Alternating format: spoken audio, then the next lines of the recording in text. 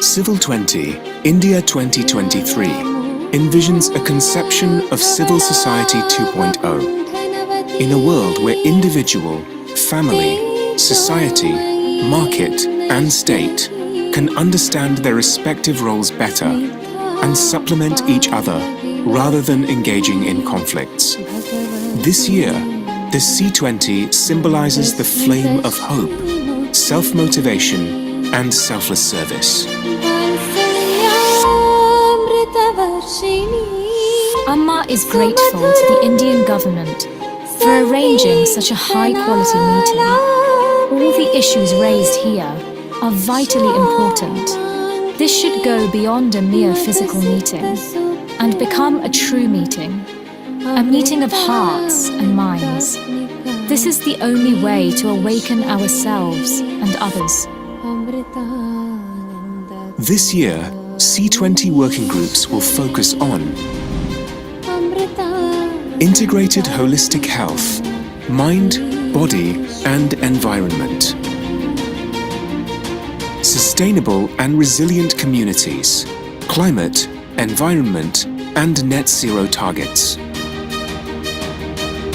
education and digital transformation, gender equality and disability, technology, security and transparency, lifestyle for environment, preservation and conservation of traditional arts, crafts and culture, human rights as human values, revival of rivers and water management, seva, sense of service, philanthropy and volunteerism. Vasudhaiva Kutumbakam, the world is one family. Diversity, inclusion and mutual respect. SDG 16 and promoting civic space. Delivering democracy through participatory governance.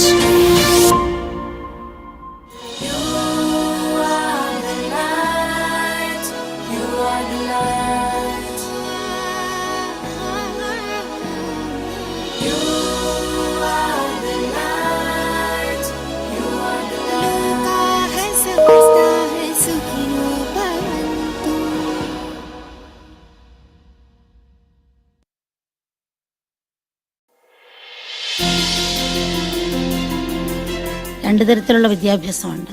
ഒന്ന് ജീവിക്കാനുള്ള വിദ്യാഭ്യാസം, രണ്ട് ജീവിതത്തിനുള്ള വിദ്യാഭ്യാസം.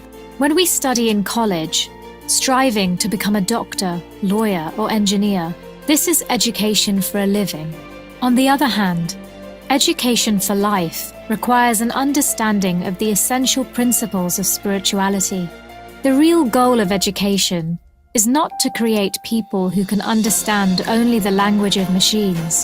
The main purpose of education should be to impart a culture of the heart, a culture based on enduring values. Digital transformation is a bridge that can be used to instill awareness and strengthen the deep bonds students have between their nations, the world, fellow human beings, and nature. It is a tool that can be used to unify our relationships as a global family instead of creating a technological divide. Through these channels, we can help achieve the SDGs more effectively by connecting people, organizations, and resources that enable greater collaboration and impact. Digital education is an inclusive model that is for everyone. It can reach people in the most remote rural areas. It can be affordable for people who are economically disadvantaged. It can provide a means of communication for people with disabilities. The C20 Education and Digital Transformation Working Group will focus on inclusive education and accessibility, skill development, education for life, digital transformation, technology-enabled learning, and future of education. This working group also aims at addressing mental health awareness and solutions for substance abuse, with a specific focus on how this impacts today's youth and people from impoverished populations. By connecting through community-based programs, health and social awareness can empower and build resilience in people who have fallen into depression and addiction due to poor socio-economic conditions. As the ultimate goal, they can return to confidence and dignity in their cultural diversity. Join our dialogues to ensure that education and digital technology offer a sustainable and equitable future. They are inclusive and accessible, regardless of background, location, or ability.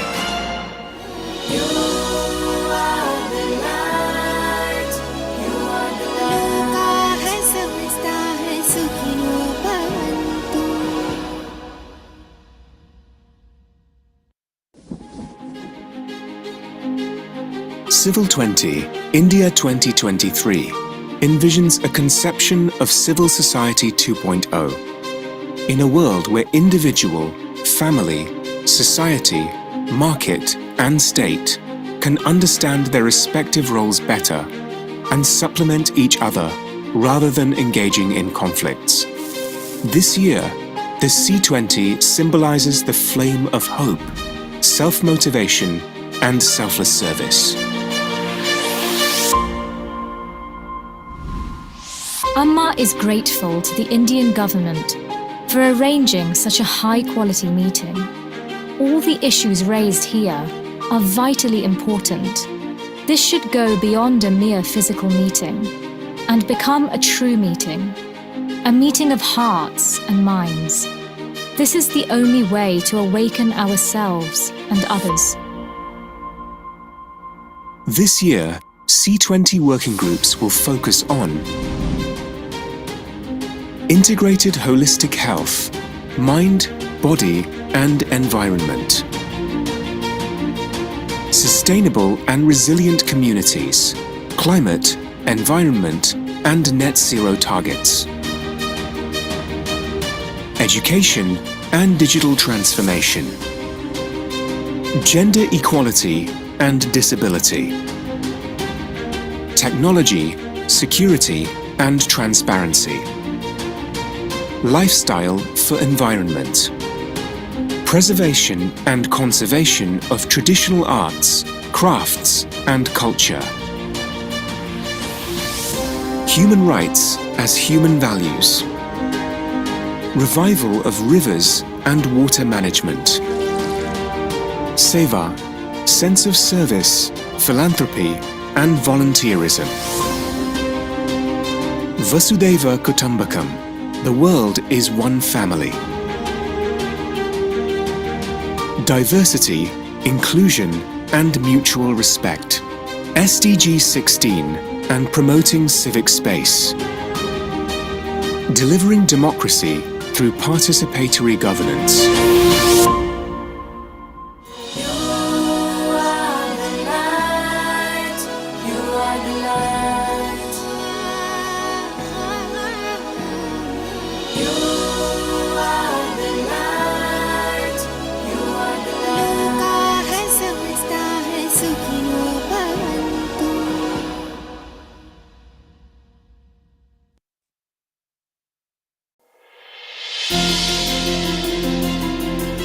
രണ്ട് തരത്തിലുള്ള വിദ്യാഭ്യാസമുണ്ട്.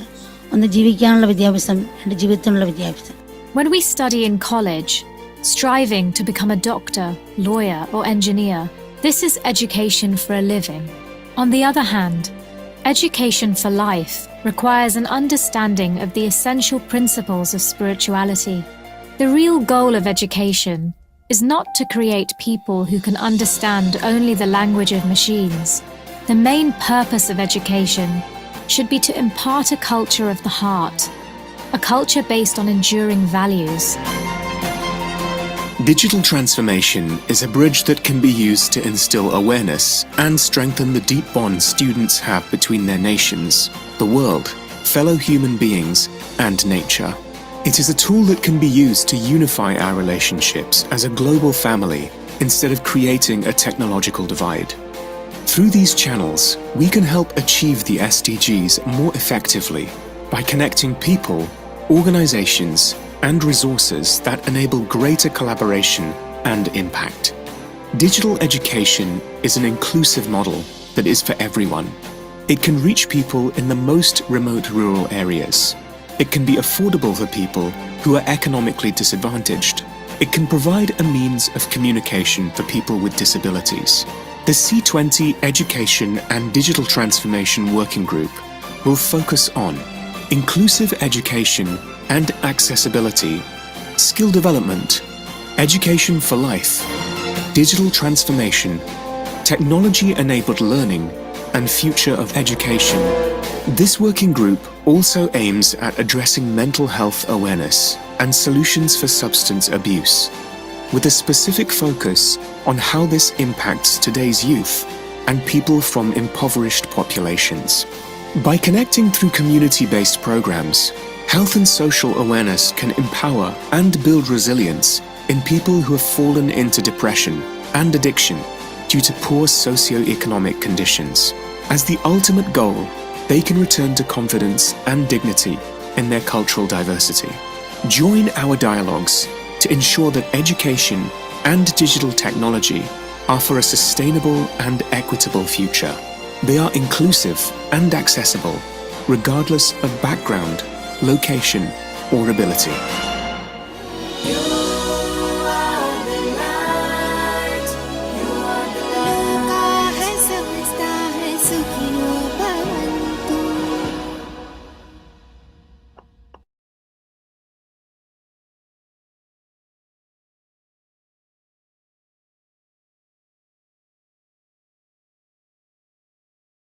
Om Amriteshware Namaha. A warm welcome to all participants and thank you very much for joining us today. I want to start by expressing our gratitude to our C20 Chair Amma, Her Holiness Mata Amritanandamayi Devi, for making this event possible. I would like to extend my warm greetings and welcome all our distinguished speakers and guests to this webinar. We will begin with a prayer to create an auspicious start to this event.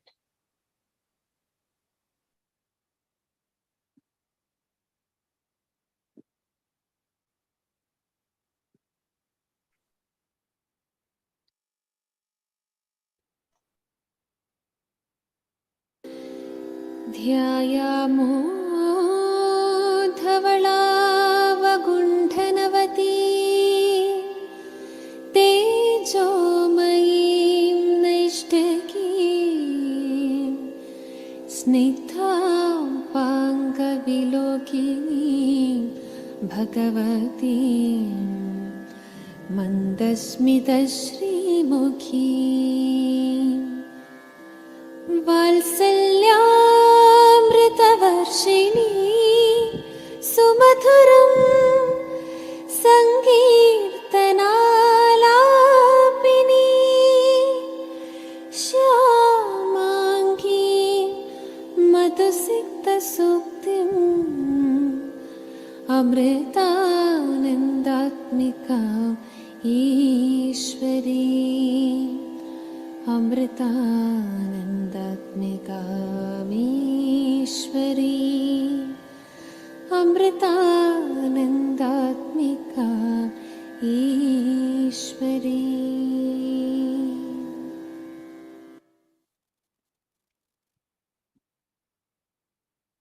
This webinar on technology for education, communication for persons with disabilities will look at a crucial role technology plays in the enhancement of education for all, including those with disabilities.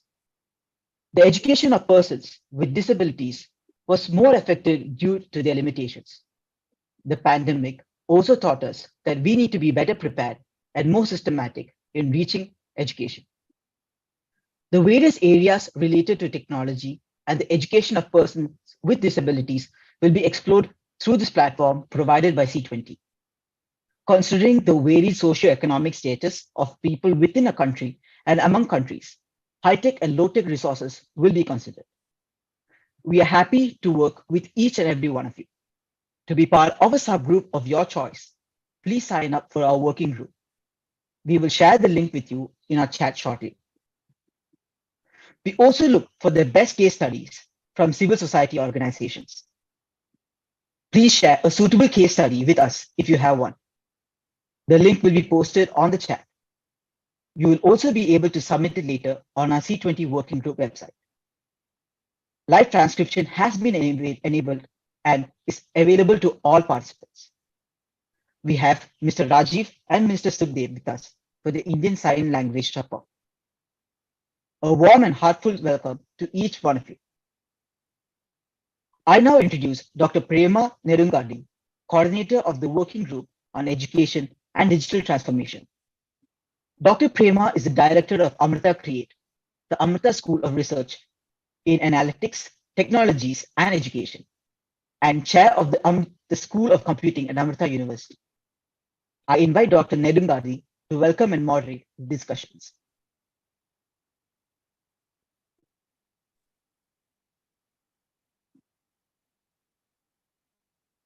A warm welcome to each of you.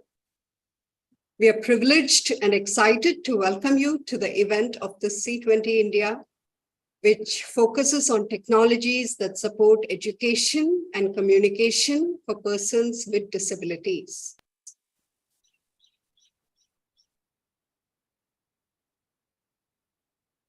Our agenda is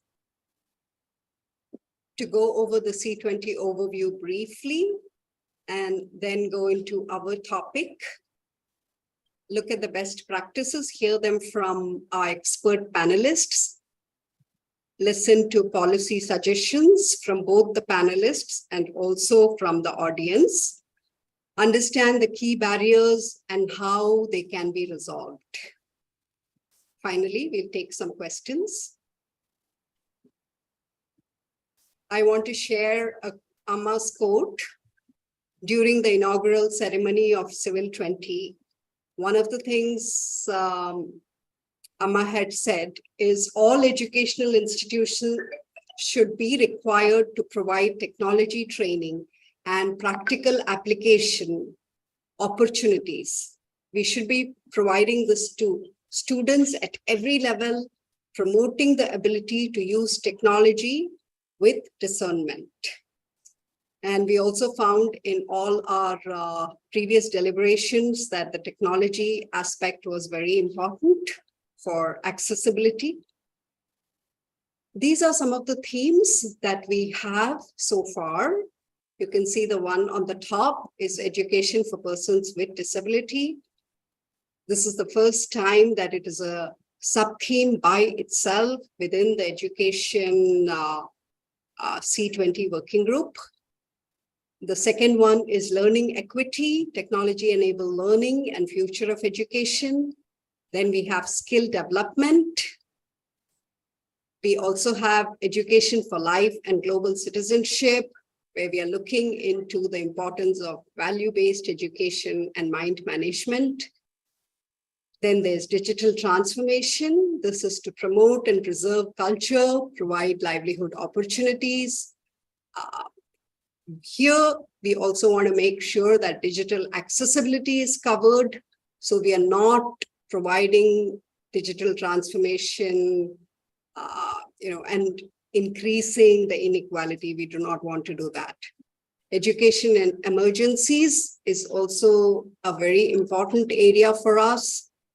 These emergencies could be man-made, such as the war, or it could be natural disasters. We want to be able to continue education. And again, for persons with disabilities, they may be affected more in many of these other circumstances also. Our conferences and workshops.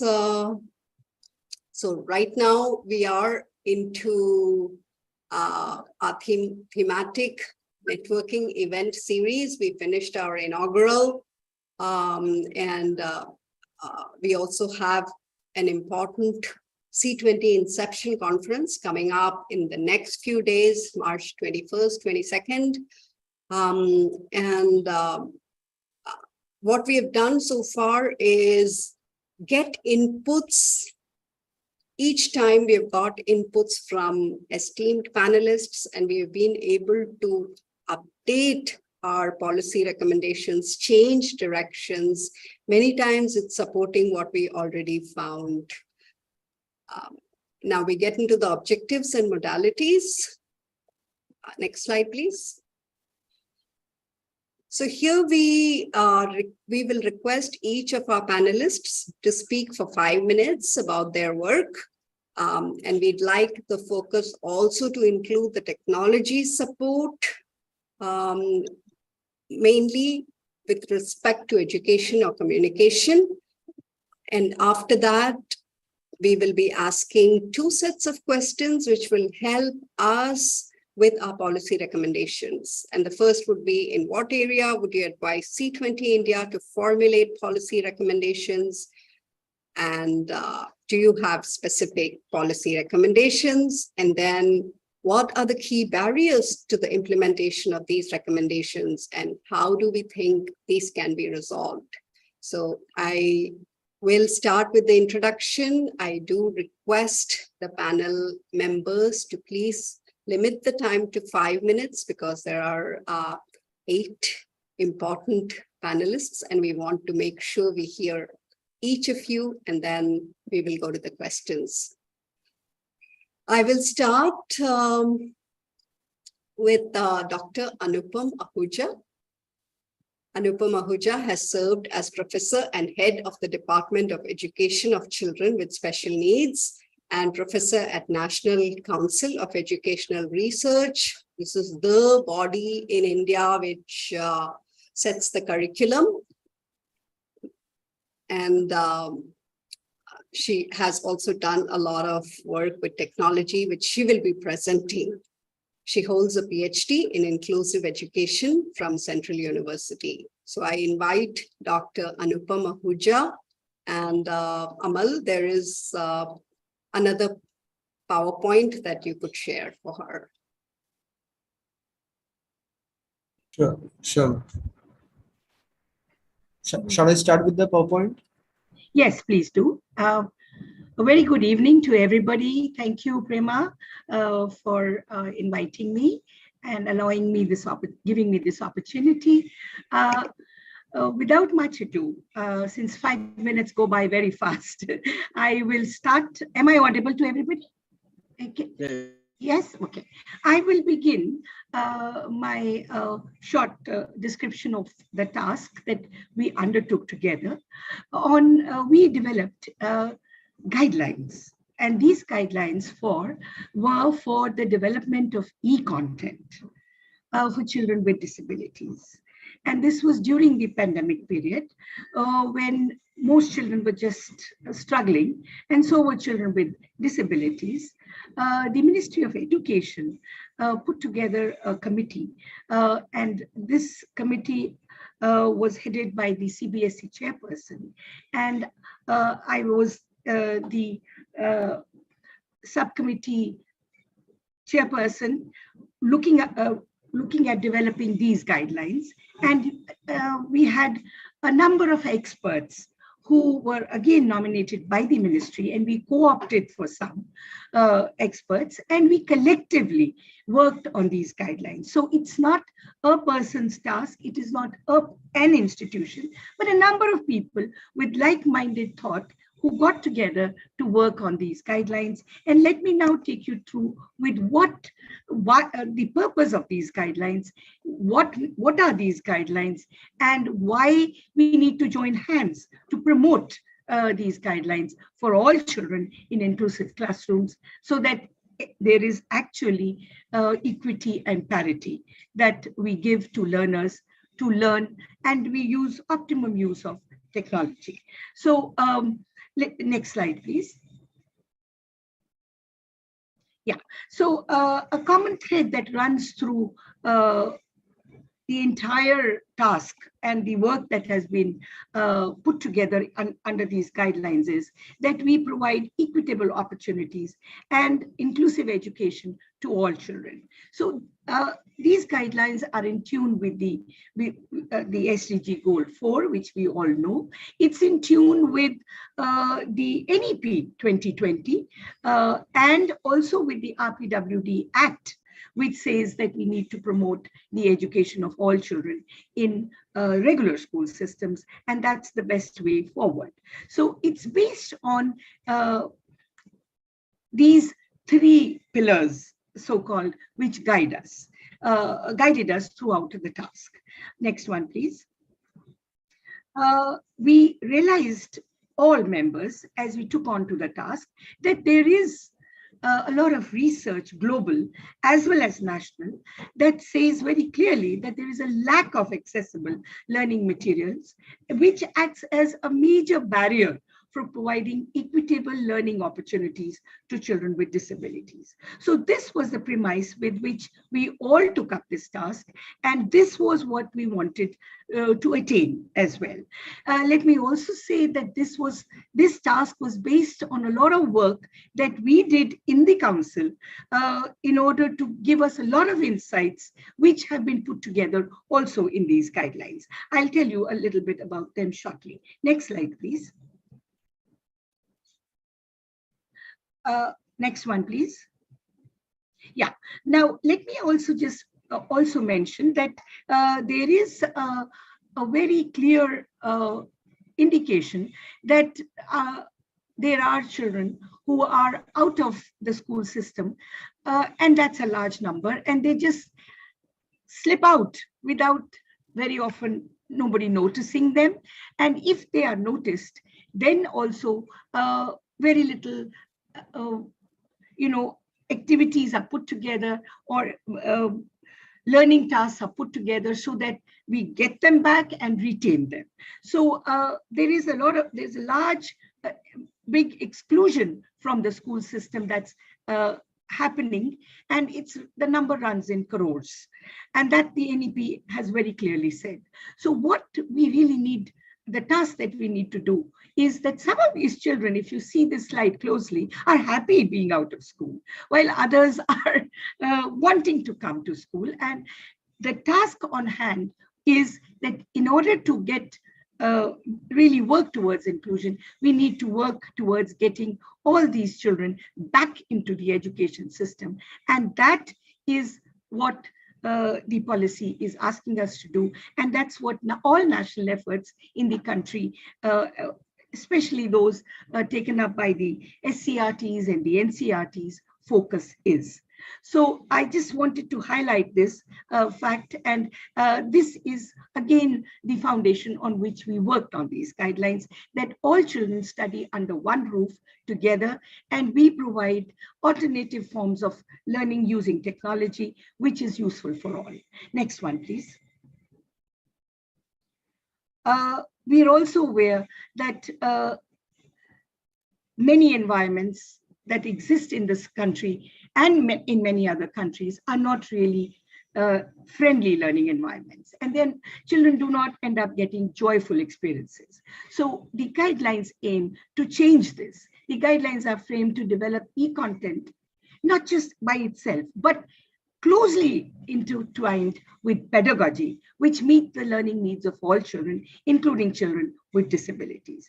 And we strongly believed, all of us who worked on it, that children who learn together learn to live together. So it's also working towards building inclusive nations and inclusive societies. Next one, please. Let me now tell you about the guidelines from the perspective of what governs these guidelines. Now, the guidelines are based on very thoughtfully worked out 4 cardinal principles. And this again is something that we have drawn from how children learn in classrooms, observing them and putting our heads together in providing them not just one size fit all, but material that is suitable to each child's learning need based on the universal design for learning and inclusive education principles. So the 4 cardinal principles that governed our work was that we need to provide equivalent ease of access to children with disabilities. So the material that we provide them should be perceivable. Children should be able to use the content using any of their senses, whether it be sight, touch, or whether it is whether they listen to it and hear it. The children should also be able to control and manipulate the entire content. It's not just filling pots. with information, but children should be able to work on the content by using a mouse, a keyboard, a touch screen, and above all, they should also be able to understand and comprehend the content. So we need to focus very closely on the instructions and how to use the content very carefully. And finally, the fourth principle that governed our work was that it should be robust, that children should be able to access content on a wide range of devices, be it the desktop, the laptop, the smartphones, or whatever they have. Next one, please. What makes these guidelines unique is that it just does not look at using technology for children with disabilities. It closely looks at how the content needs to be suitable and the pedagogy. So there is a close link between pedagogy, content, and technology. And now let me tell you, once we looked at all three together, what are these guidelines? What does it contain? Next one, please. The guidelines have an introduction, like all documents do, which, next one, please. It has an executive summary so that if you are just wanting to explain to the other person what these guidelines are, you don't have to work on your own guideline. You just go to the summary and cull out points that you can use to talk about these guidelines, because we want them to be friendly for all teachers and other stakeholders as well. So we have an introduction. We talk about the rights of persons with disabilities right at the outset. Next one, please. The third and the fourth section talks about technical standards, some which are mandatory and some that are preferable.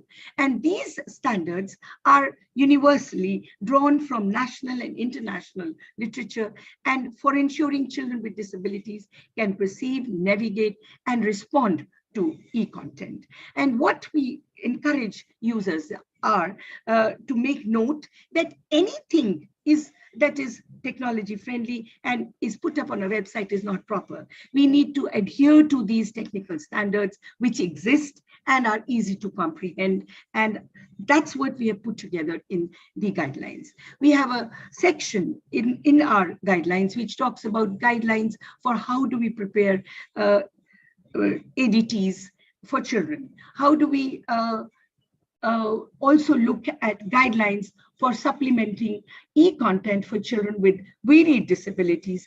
And here we are talking of both academic and non-academic as well. And we also have given very well utilized by teachers, because we've already conducted a number of workshops based on this guidelines, and we realized that the appendix, which gives you guidelines for producing sign language videos, have been found to be very useful. Next one, please. The final section and the appendix gives you guidelines for facilitating that all learners, all children can learn, can comprehend the content, and participate in classroom activities and achieve the desired outcomes. So this, very briefly, the standards and guidelines for all three components, that's the technology, pedagogy, and content, have been recommended. And it's a very easy document to read and comprehend. Next one, please. We have a section which also helps us in implementing the roadmap ahead. Next one, please. Now, let me tell you that these guidelines have been based on development of exemplar material by NCERT, which was based on the UDL, and also the development of prototypes of ADTs by UNICEF and its partners. So these guidelines draw from these valuable learnings. And as I said, it's the content, the pedagogy, and technology all looked at together, which makes them unique. Next one, please. This is taking you through what we learned, the UDL-based adaptations, which I said that we have adapted them according to the UDL-based learning. And from this, this is a set of 40 storybooks that we adapted, and we drew out many useful learnings that have gone into the development of these guidelines. Next one, please. Let me take you through very quickly, some pedagogical, next one, please. the pedagogical guidelines, what we understood and what these guidelines contain. We learned from our experience that it's important to provide an introduction to a topic. Now, it could be in the mother tongue, the dominant language, or any other, the sign language. Now, it's and sign language, not or. Now, if you do that in the early years, then all children learn to notice that a child may be just signing. That's a form of expression. It's like any other language that's being used. And this we should do right at the beginning. Now, when this is done in the early years, we found through our tryout that this has proved to be the real turning point, because then, you know, attitudes, which at the young age, when children are in their impressionable age, they just tend to pick these up. And when they do that in the early years, then inclusion grows with them. Now, how to use these instructions need again to be very simple, easy to read, and easy to understand. We need to provide hyperlinks, and that's what we learned from Barkha series development, that descriptive hyperlinks to access supplementary and additional material. Always a glossary linked to specific words. Mind you, we don't call them difficult words, because difficult for one is not difficult for another child. And why call them difficult? So we've provided a glossary to specific words. We explain new concepts in multiple ways. That's helped, and that's what the guidelines propagate. We could use diagrams with descriptions. We could use descriptions, interactive models, flow charts, decision trees, name it. There could be many ways in describing or explaining a concept. We provide a linkage between the textbook concept and activities, showing images that support the purpose of the activity. And again, don't make something and put it up for children. Children are not guinea pigs. Please remember, and that's what we also learned from our experience at NCERT, that we test the content with actual target groups before it's uploaded on the portal. Next one, please. And I'm coming to the end. We then took this learning into picking up chapters and stories and folktales and poems from our NCERT textbooks. And the experience of Barkha, we used to develop prototypes of stories, folktales, and poems from NCERT textbooks. And we call this accessible textbooks, digital chapters, and we developed them. And they are also available on our NCERT website. Next one, please. We also looked closely at international work that's been done, and the experience from UNICEF, Learn My Way prototypes, gave us a lot of learning. And finally, friends, I end by saying that, next one, please. These guidelines are downloadable. I have provided the link here. Let's work together to create accessible content and promote inclusion in G20 countries. We are working very hard to do so in our own country. We have challenges and we have successes. These guidelines that we are sharing with you provide you experiences to use technology and use it in a dynamic way. We're not saying that this is the end of the road. These are guidelines which we can look at and learn from, and let's join hands to work together, because no one can do it alone. And that's not the intention. The intention is that we understand what these guidelines talk about and promote them and provide feedback to improve them. Thank you very much.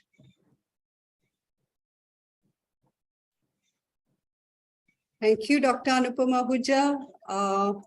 Amazing work.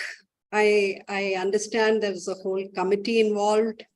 Also some other members who are in our working group were part of it, but it really considers the framework of e-content, it considers pedagogy, it considers technology, and not only is there a framework, but also with the Barkha series, you have a real implementation, and you have kind of shown exactly how it should be done, so that as we build other e-content and other education technologies, we will be able to follow those guidelines. So excellent work. Thank you very much. Thank you. It's a team effort. Thank you. Now we go to Mr. Shankar Subaya. He's a human resource development consultant at Agate Infotech. He's also an accessibility and assistive technology, passionate about that work and working towards independent living of differently abled children. He works with NGOs, social organizations on employment, livelihood opportunities for persons with disabilities, using the assistive technologies to access information and resources. So I invite Shankar Subaya to please share your thoughts. Yeah, first of all, greetings to everyone and thanks for the opportunity. Am I audible? Yes. Thank you. So, I'd like to thank Dr. Anupam ji, for a great summarization of this e-content guidelines, because this was a kind of a great work which happened in India during the apt time of COVID-19, where e-content was floating around with all that kind of digital explosion happening in terms of online classes and so much of ICT involvement happening in the country. And I was really blessed to assist the Dr. Anupam and Dr. Jayanti in in developing these content guidelines also. And more about what I also want to stress on that is there are so much of technology development also happening in the form of assistive technology to make it more affordable, accessible, and available in the country. So when I say affordable, it should be affordable to somebody as a parent or as an adult who want to get into the skill development or employment, to use economical possibilities, as well as accessible maximum at the maybe you cannot expect it at the doorstep, but at least in a way that they are able to reach it, in a kind of a district or state level, so that they could talk to people, understand what it is, and then probably get more out of it by hands-on experience at trial. And this really drives me more into technology-enabled education, skill development, and employment work I am into.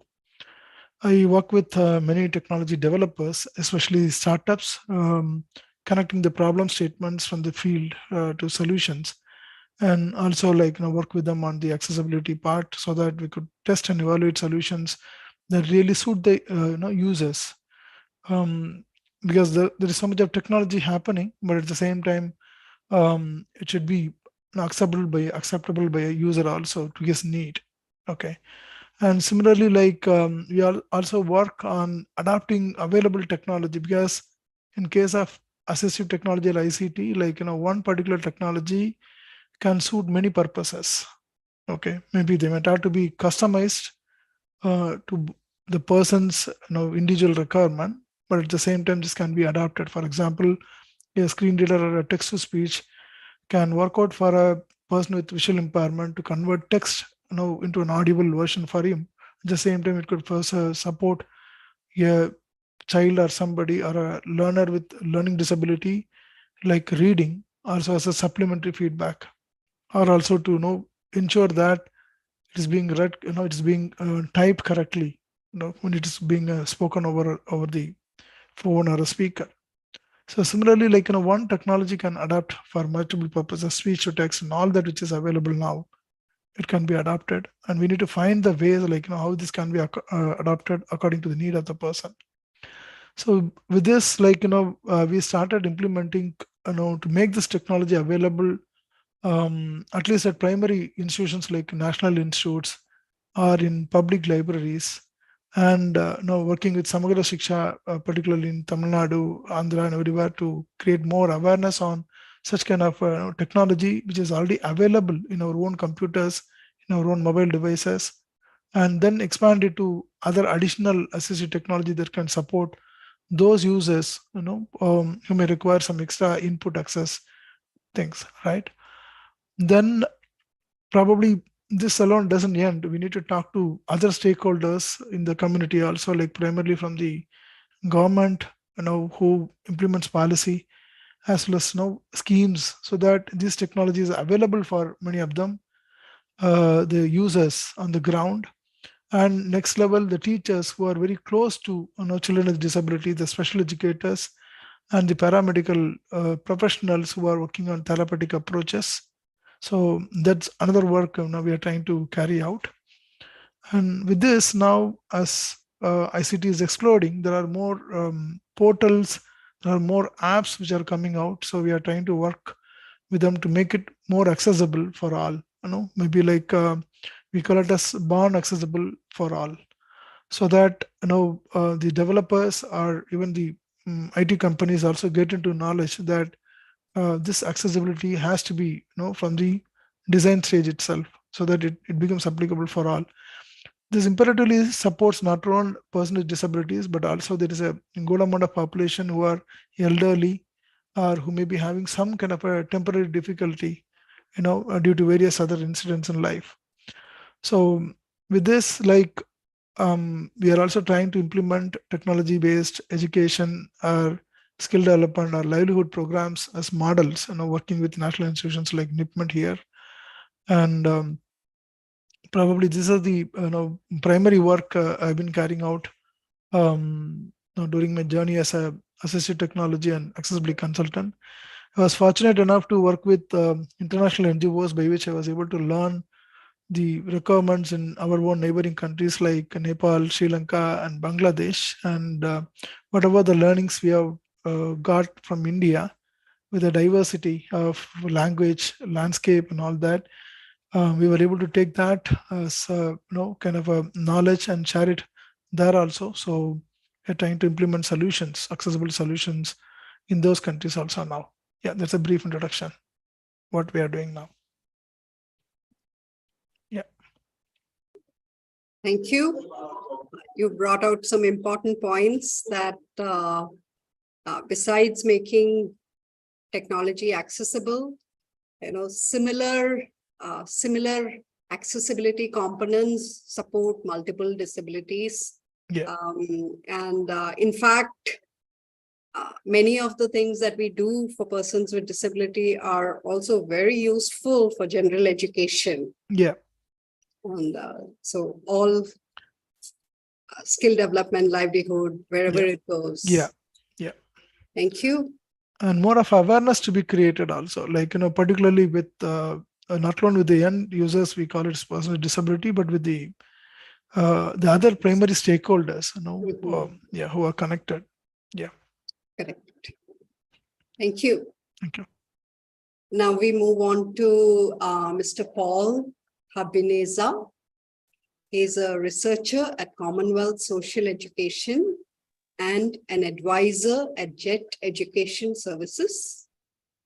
He's a senior program officer in Rwanda National Youth Council. Paul is also a board member of Better Future for Generations, a local youth-led organization that advocates for youth well-being. He has served as the United Nations High Commission for Refugees in the past. So, Mr. Paul Habineza, over to you. Hello, thank you very much for giving me this floor. And I'm very happy to be invited in this forum where we can discuss about the technology and of a person with disabilities. As you have already said, my name is Paul Habineza. I work at different institutions and doing research in different publications. Better Future for Generation is a non-government organization that advocate for persons with disability, building their capacities and interventions in technology and education.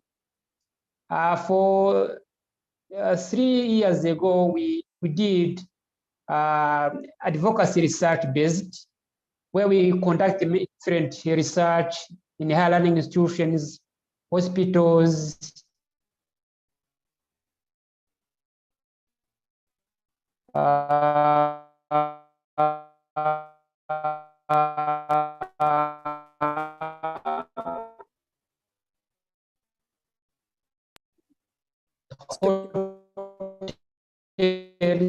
and other public spaces where we advocate on.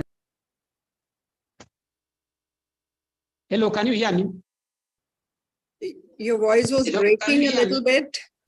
So perhaps if the internet is not very good, you could turn off your video if it helps.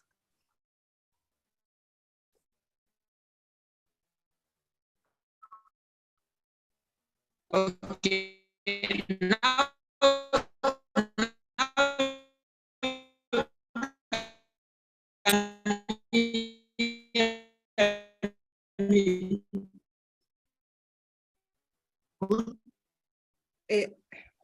It's not so clear.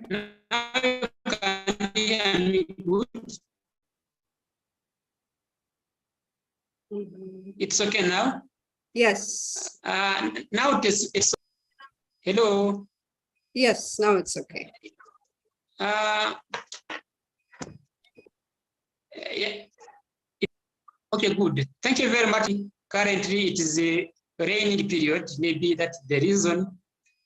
I was saying that Better Future for Generation is a government organization that works in area of or supporting the person with the disability in general, and they also advocate for the well-being of a person with disability in terms of education, health, and the well-being.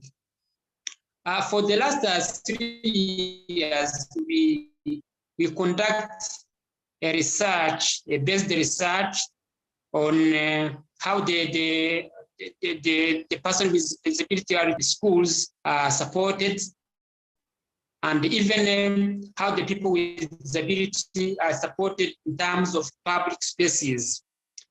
We did like more than, we visited 5 higher learning institutions building. We also visited hospitals and also hotels and the public areas where we found there is a gap of accessibility in terms of construction of the buildings, and also some can be called stigma, where in the school some learners don't accept to go to the schools, and they also show education for the learners.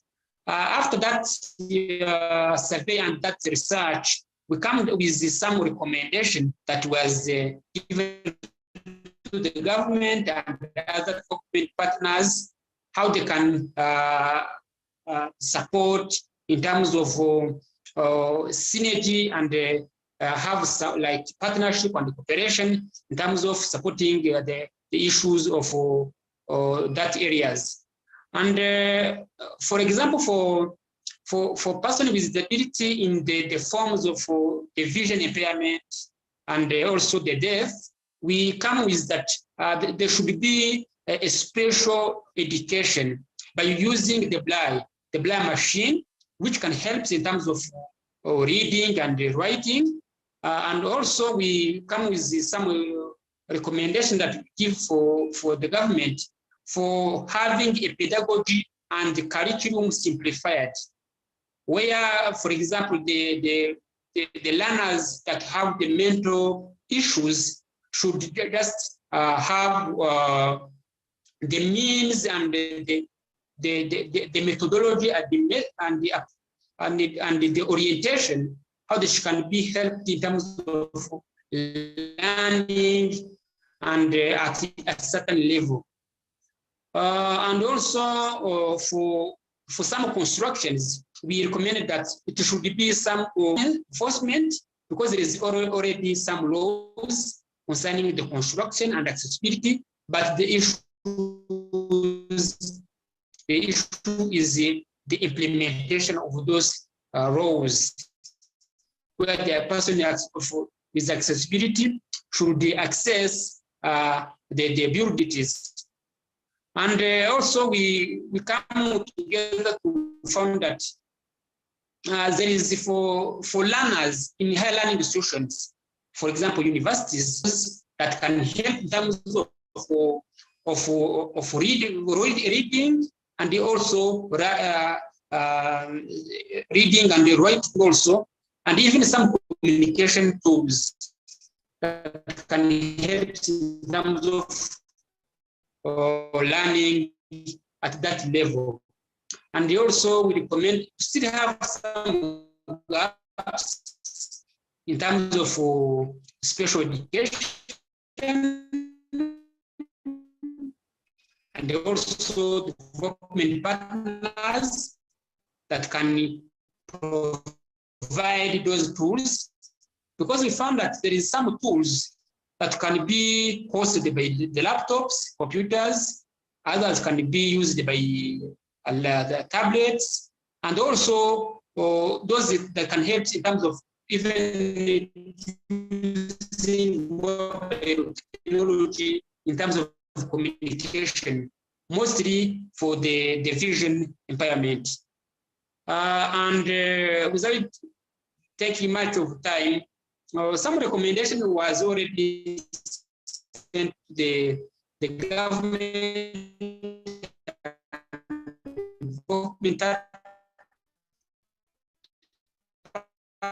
partners that can be in terms of discussing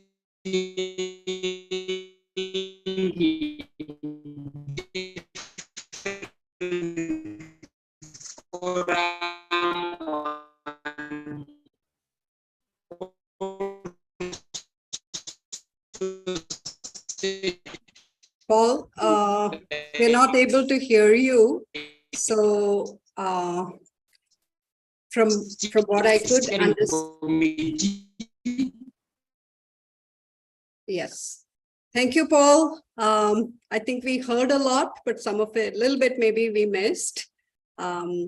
What we understand is you actually visited a lot of institutions, schools, and other institutions. You found the gaps in the buildings. You also identify the stigma. And then you spoke about the braille machines, and then the communication tools, especially devices, laptop, tablets that have been used there. We'll try and get back to you after we complete the other panel members. Now we go to Dr. Geet Oberoi. She is the founder and president of Orchids Education Systems. She has a doctorate in efficacy of remedial intervention in specific learning disabilities, has been working in the field of special education for over 25 years. The organization Orchids Foundation focuses on SLD and related disabilities. She was awarded the Guruvar Award for Outstanding Indian Teacher of Children with Special Needs in 2010, Women Achiever Award 2012, and she has also given a TEDx talk on simplistic complexity. So over to you, Dr. Geet Oberoi. We look forward to hearing about the technologies that you have built. Thank you, and namaskar, everyone. At the onset, I would like to thank Amma and Team Amrita, to take upon issues which should have been done long ago. And, finally, I feel that, there is a whole force, who's giving the due to the disability sector. And I dare say it's long overdue, So thank you very much, especially Dr. Prerna, because you and your team have tirelessly, been doing that. And it's, we see it on a daily basis, how beautifully you're managing and coordinating the whole thing. More power to you.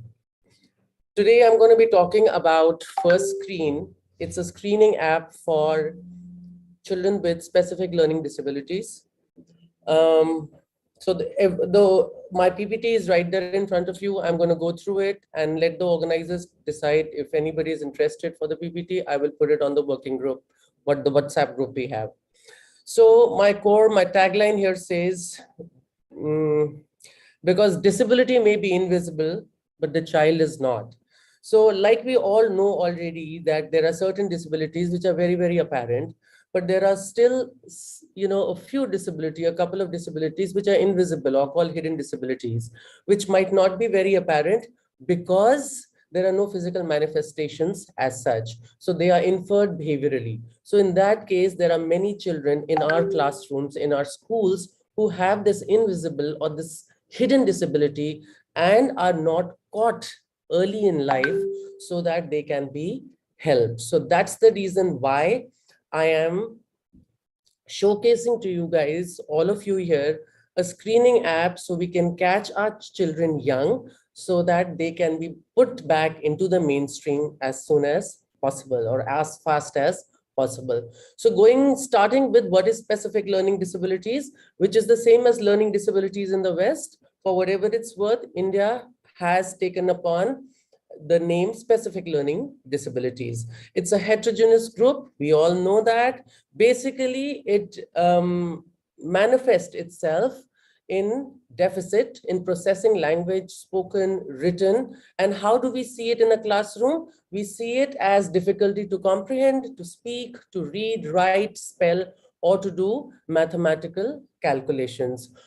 More commonly, these are called dyslexia, dysgraphia, dyscalculia, dyspraxia, and it also has certain associated disabilities, which I will talk about later. Next, please.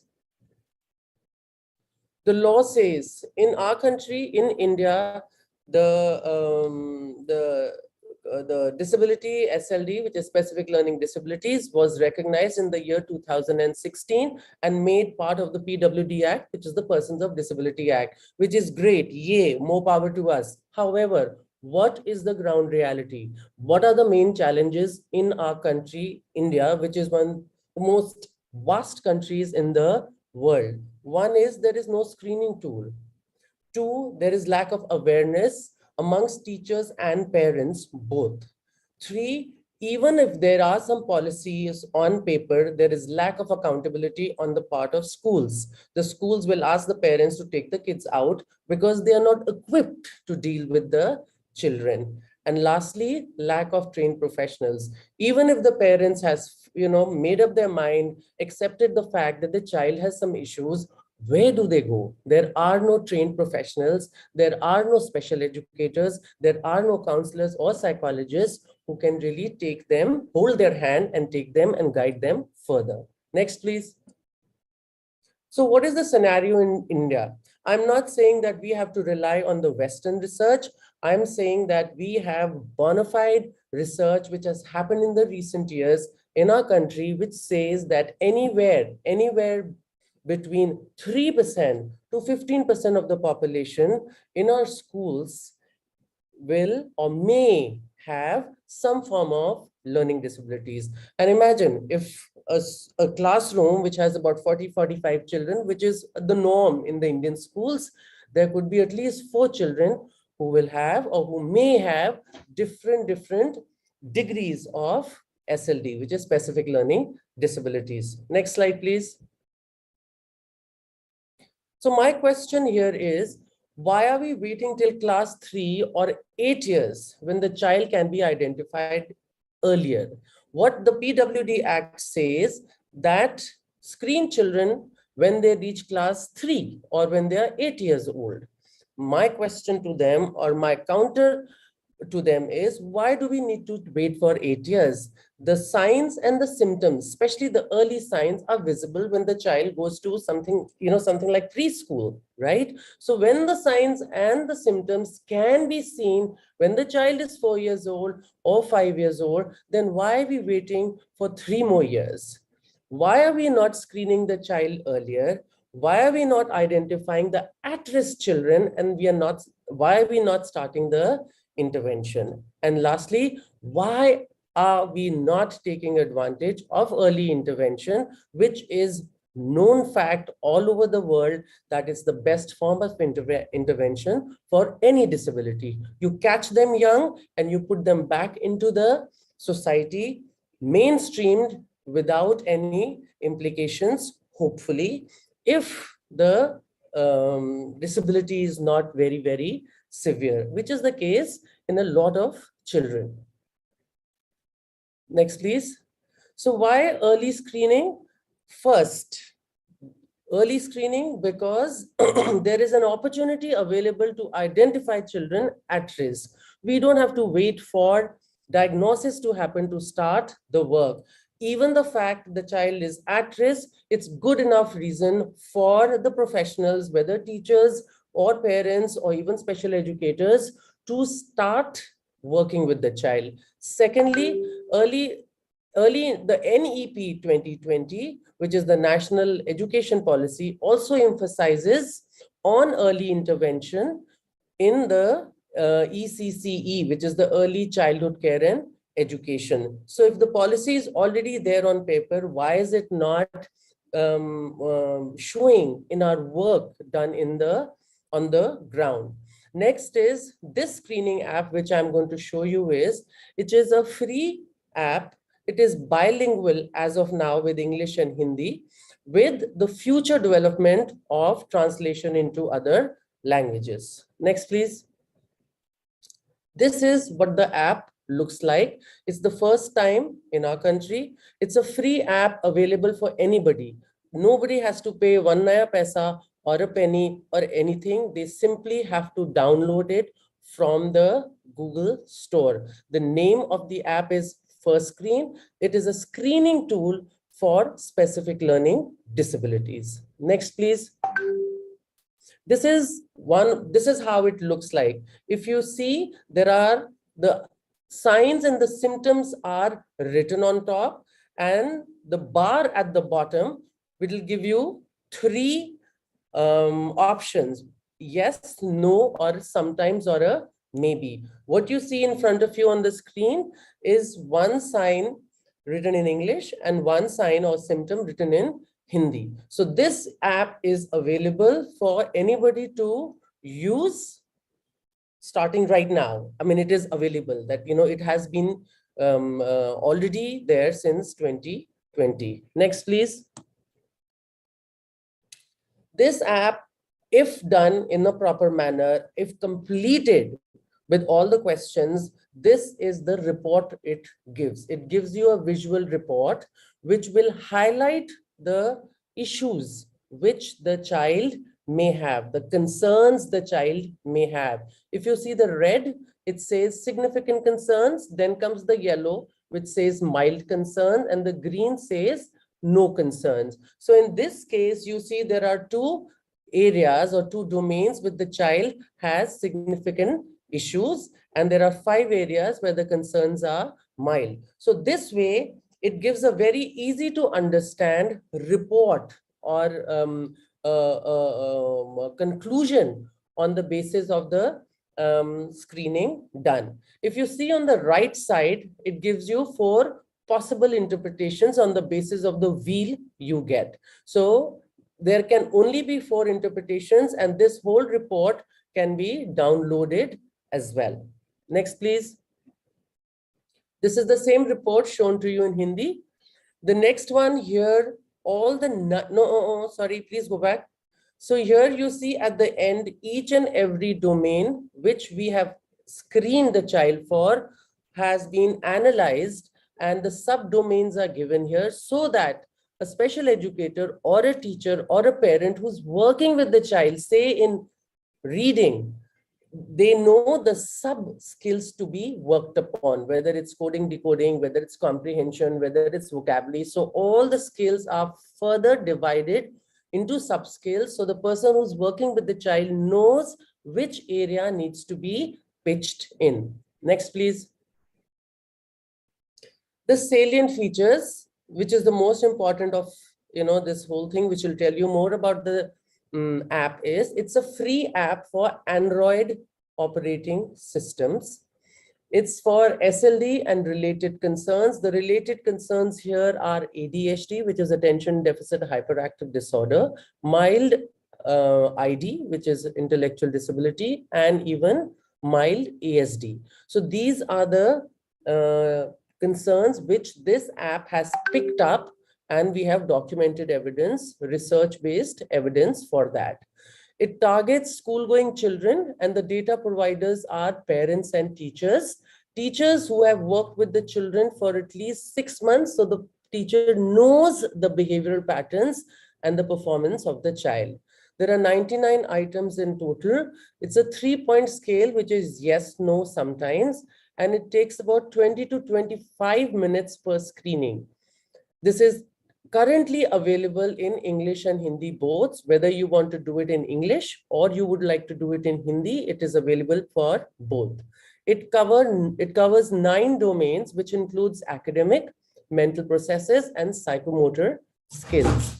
It also gives a visual feedback, which is the wheel you saw, and a suggested plan of action as to what do we need to do next. Next slide, please. The 9 domains which this app covers is reading, writing, oral language, which is verbal language, mathematics, motor skills, attention, social skills, executive functions, and memory. So all these 9 areas will be looked at, and it will be delivered on the visual report whether the child has an issue with any more or no skill. Next, please. These are the reliability and the validity scores. I'm not going to go into it. I will put this whole PPT on the working group. So if anybody is interested into the, who is into the statistical information, can look at this. Next, please. So what is the current status? The current status is that it's available for anybody to use for 2 languages.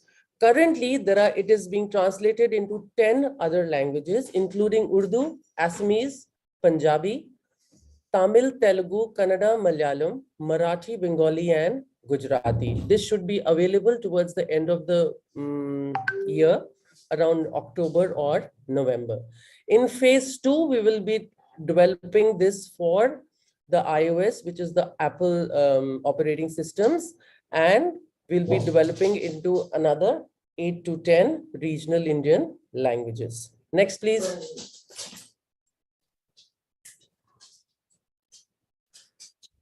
Currently, there have been 24,000 screenings done, including English and Hindi. We are looking at a pilot study in the Western Cape province of South Africa, where there is an organization which is interested to use this. We are also encouraging organizations within India to run a pilot to check the efficacy with their children population. And the translation of First Screen app into foreign languages is also in the pipeline. What I'm saying here is that anybody who's interested to use this, please go ahead and use it, because it is free of cost. It has great results. It is really helping the teacher, the regular teacher, who may not have so much of information about how to go about that child who is being left behind in class, and that parent who has no way of dealing with that child. It's helping them.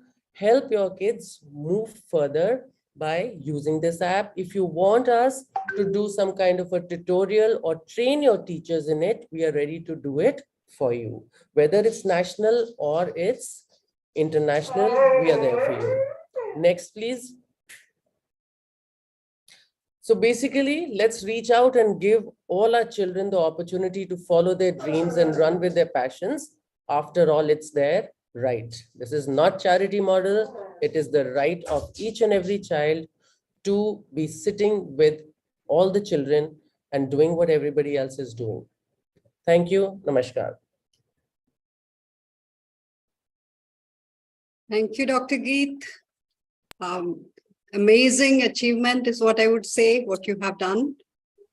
You have addressed early identification. You've made sure it's not just in English, it's in Hindi, with potential to have it in other languages.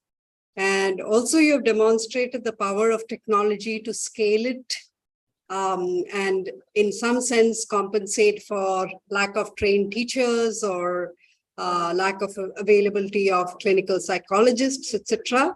I'm just curious, in that 24,000 tests that you have done, how many were screened in the first level as potential to go for actual testing?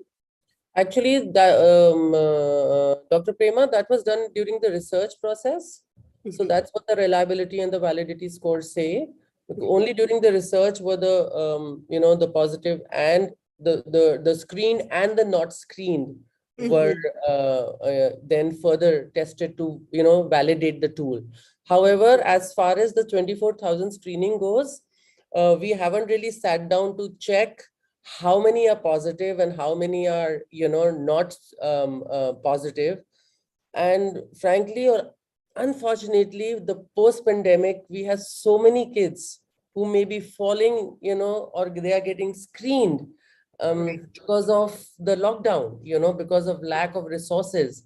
So right now, it's very, very important for all of us here, whether we are professionals or parents or just teachers, to understand that this is only a screening tool.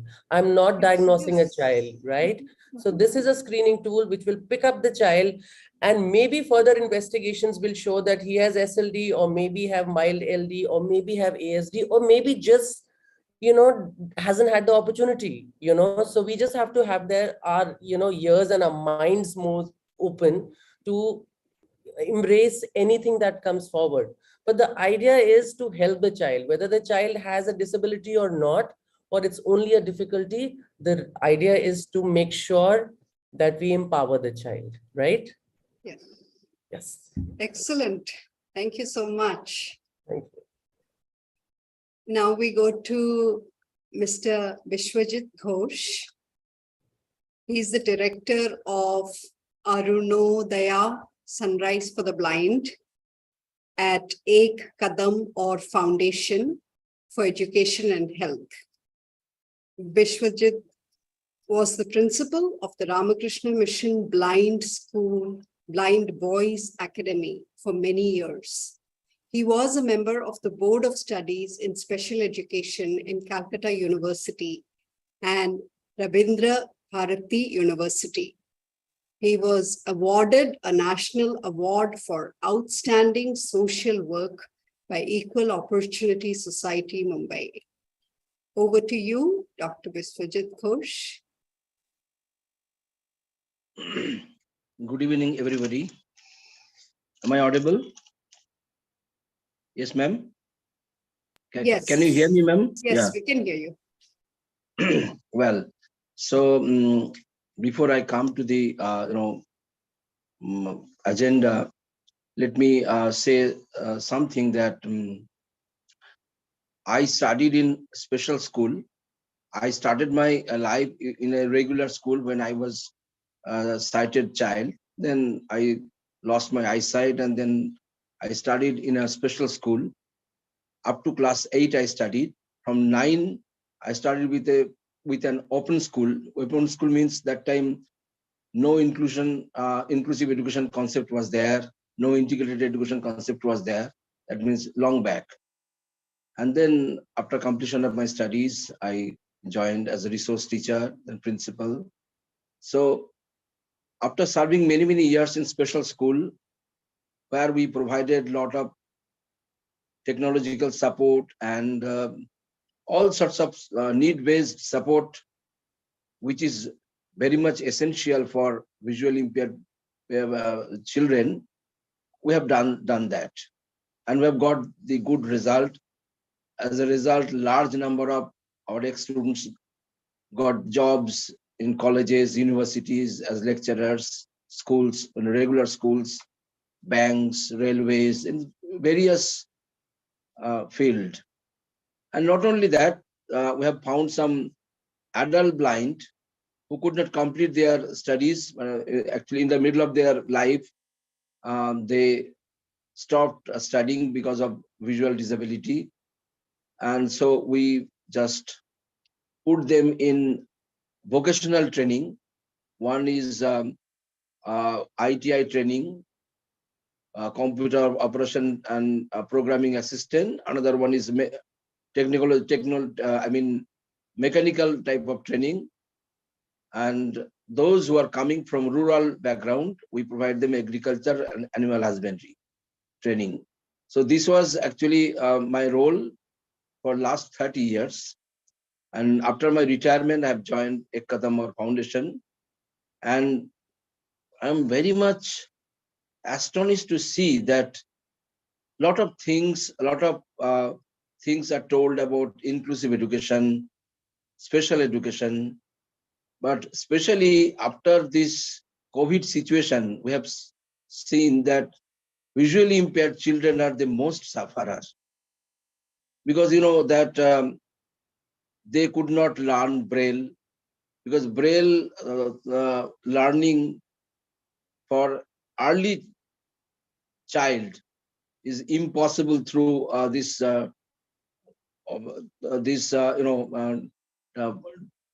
telephone or some other ways.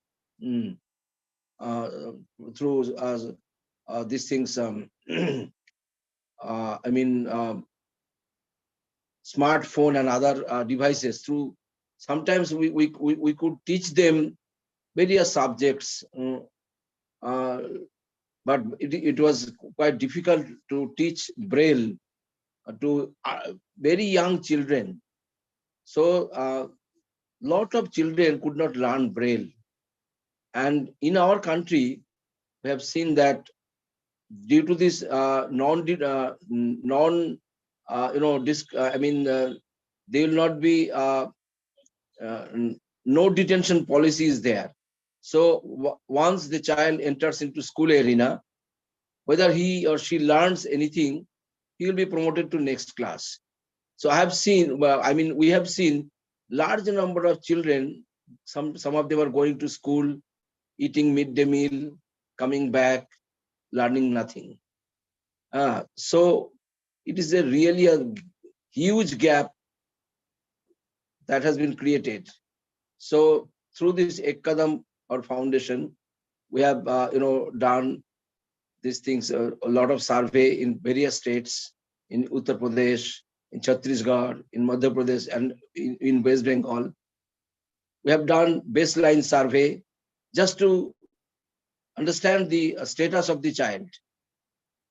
And basically from 5 years to 12 years, we have actually decided that we'll work on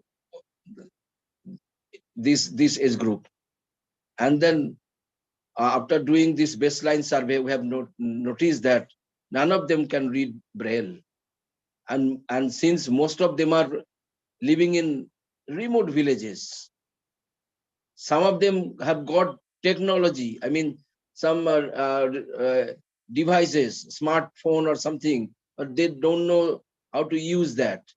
And basically, for very young child, this smartphone will be of, I think, not much effective.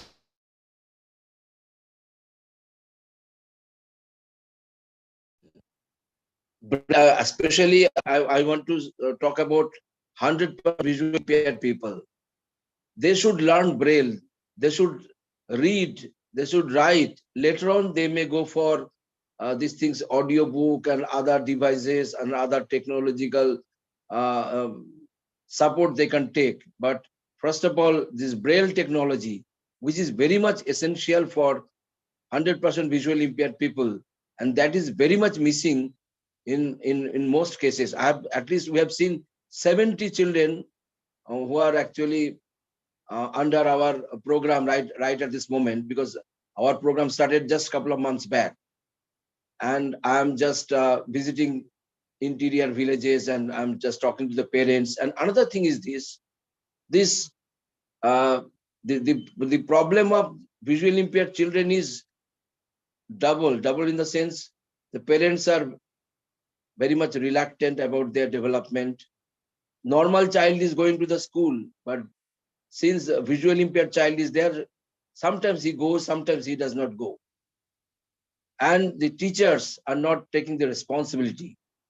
Sometimes we went to the school, we talked to the teacher. The teacher says, sir, if they face any problem, if they fall down, then the villagers will come and they will put blame on us. So a lot of excuses they are providing. So under these circumstances, it is very, very difficult to continue this. I think this inclusive education in our country, until and unless the attitude of the teacher, attitude of the parents, attitude of the the management is changed, then it will be of no use. Why I have told you about my life, that time PWD rule was not in force, RPWD rule was not there. I studied in blind school up to 8. I started studying in class 9 and 10 in Ramakrishna Mission Vidyalaya. The management was such that attitude towards blind was so positive that the teachers, even though they did not have any formal, this teaching experience of with visually impaired people, but still they tried their best, and we have learned a lot, and as a result, we have been able to just change our future. We have been able to change our fate. And once we were not treated well in our village, in our home, our relatives, they thought I'll be the burden of the family. And now I have become the asset of the family, because everybody is now inviting me to come and join in our social gathering. But when we were student, that time we hardly get such invitations, because most of them thought that I would be the burden. So what I am trying to say is that through these Ekadam foundations, we are trying to find out the gaps, and we are trying to filling up the gaps in whichever way it is possible. Our mentors, they are visiting. We have actually decided that school readiness program should be given first priority. So we are appointing mentors or special educators to visit each and every house every day, and they will teach the student about daily living skill, mobility orientation, braille, mathematics, social skill. They will also interact with the parents. I also sometimes go and visit and interact with the parents and trying to change, bring about the changes in their attitude. And one more thing I would like to say, that as I am going there, as I am talking, I am a fully visually impaired person. So sometimes they can visualize that, yes, their child may, one day their child may go up to such a level. So I think in the management, there should be more and more these disabled people should be placed, who will actually look after or supervise this education, so that they can work as a role model, and the parents of our country, they may be inspired to see them, and so their attitude, they may change their attitude. Otherwise, the fate of our visually impaired people will not be changed. Since my expertise on visual impairment, so I have my focus of talk and discussion, everything based on this particular field. So I think I have not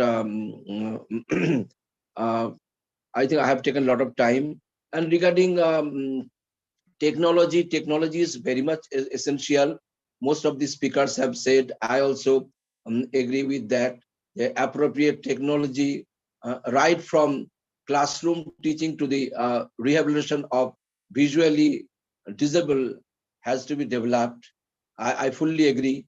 And we have seen that industries are using technology to increase production for for effective management and for proper maintenance.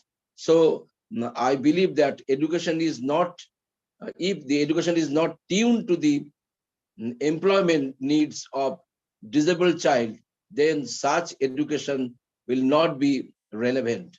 So training at schools should be geared towards the employment potential, and we can sometimes we may differ. So for introduction of technology in school, school is concerned, because there is a want of this adequate resources. So that's why sometimes we or sometimes lack of training for the teachers. So sometimes technology, we say that this technology will be of no use, but it's not so. So everybody should learn about technology, and they will apply the technology, and that will change the fate of each and every person. So with this, I end my speech here. Thank you. Thank you, everybody. Thank you so much, Mr. Biswajit Ghosh. Hearing from you about your experience as a child and what you achieved, how as a teacher and a principal you would have changed so many lives, and also your current work where you're doing a lot of awareness creation in addition to supporting children all over your area. And it's also a very interesting point that you brought up, that many children are not learning Braille. Definitely that is an area of concern. Do you have any suggestions on how that can be improved or improved with technology? Yes, madam.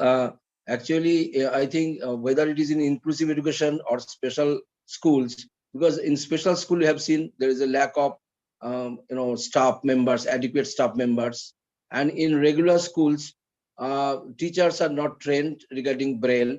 So either one teacher in each school should be trained regarding Braille, or any special educator should be appointed in each school where visually impaired students are there, so that the Braille, regarding Braille, we can encourage the students. Thank you. I think that is certainly an important point that we will add to our policy. Now I invite Ms. Purnima Reynolds. She is an American deaf woman who was born deaf. Her native language is the American Sign Language. She is originally from San Diego, California, educated through the mainstream system utilizing ASL interpreting services. She has worked for Sorensen Digital Communication Service, installing video phones for the deaf and training clients in how to utilize the technology. Now she has started her work at the Lexington School for the Deaf in New York, serving as both a teacher's assistant in general education and as an ASL teacher to high school students. Along with her, Ms. Shankari Paisley, who's a full-time ASL interpreter. You saw her for so long. She graduated from Gallaudet University, a worldwide liberal arts university of the deaf, under a special program as a hearing student. She interprets in the tech industry, medical field, natural disasters, education, conventions, political settings.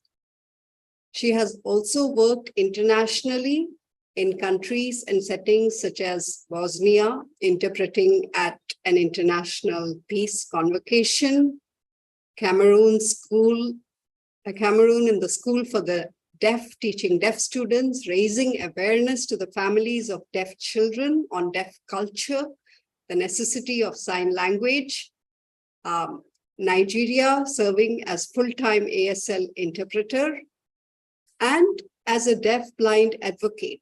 So two very powerful women with us, Ms. Purnima and Ms. Shankari, who's an expert herself, but she will be interpreting for Purnima. So I will have Ms. Purnima start. Thank you.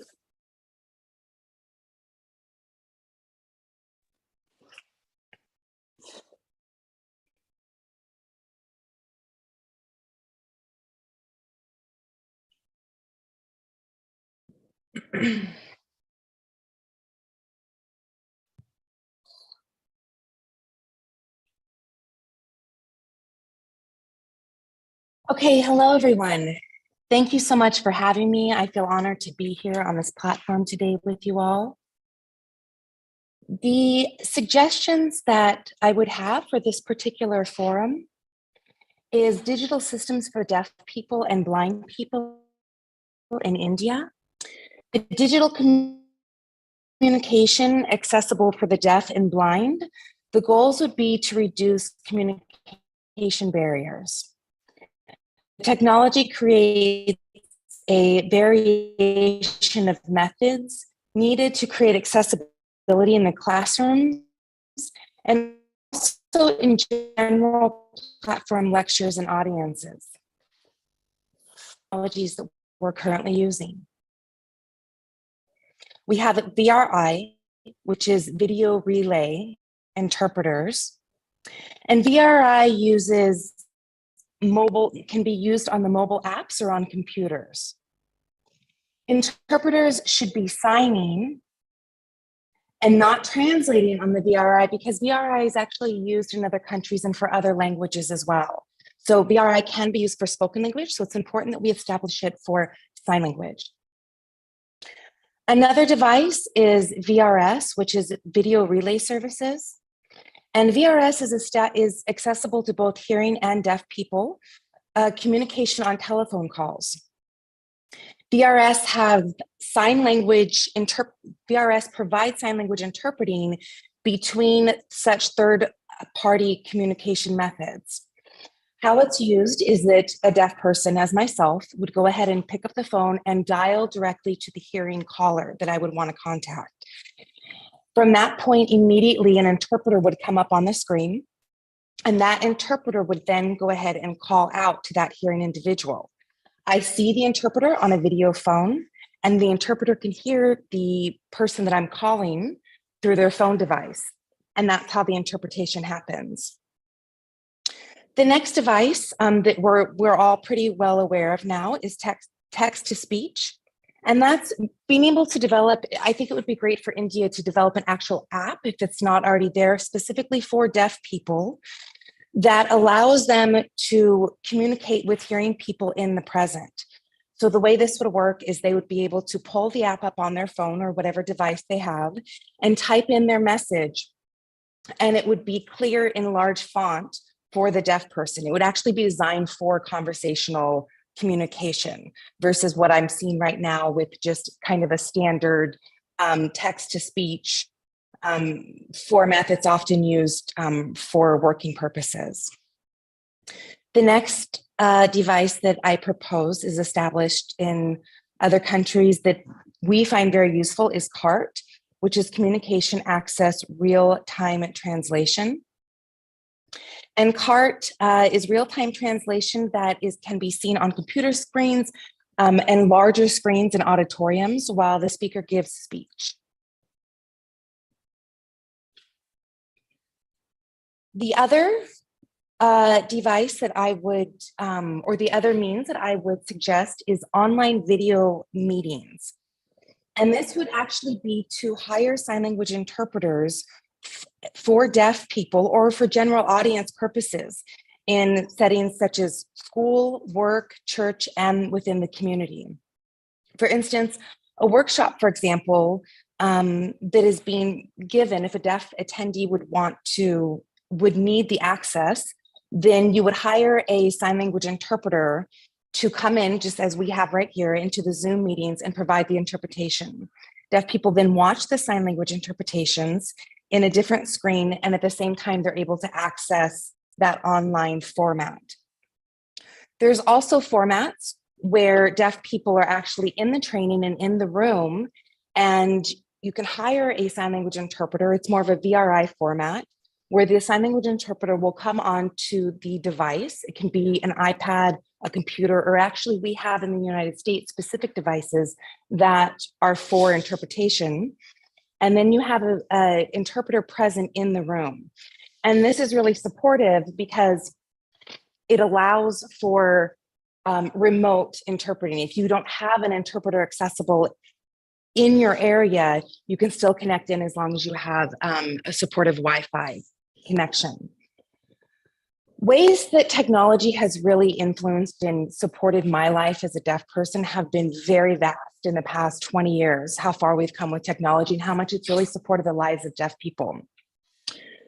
For example, back in the 1980s, I can remember a time where my car broke down and I was pulled over. It was nighttime. It was very scary for me as a deaf woman who cannot hear the surrounding sounds in my area. And a gentleman pulled over and he approached me, and I was, again, quite alarmed and quite scared. Fortunately for me, he was there to help me, and I was able to get the help that I needed through this very helpful civilian. Fast forward to 3 years ago, while we have smartphones now and these apps that can actually do connect to interpreting services, again, I was in a situation where my car broke down, and immediately I was able to call a tow truck to come support me through the means of interpreting. So technology has really supported the lives of deaf people and also our safety.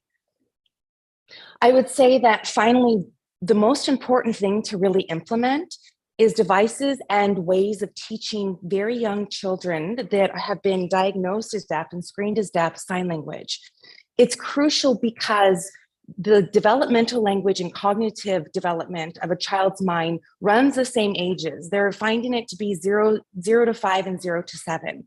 So in order to not handicap our child, our deaf children, we really need to provide the language at a very young age, as early as possible. Thank you so much.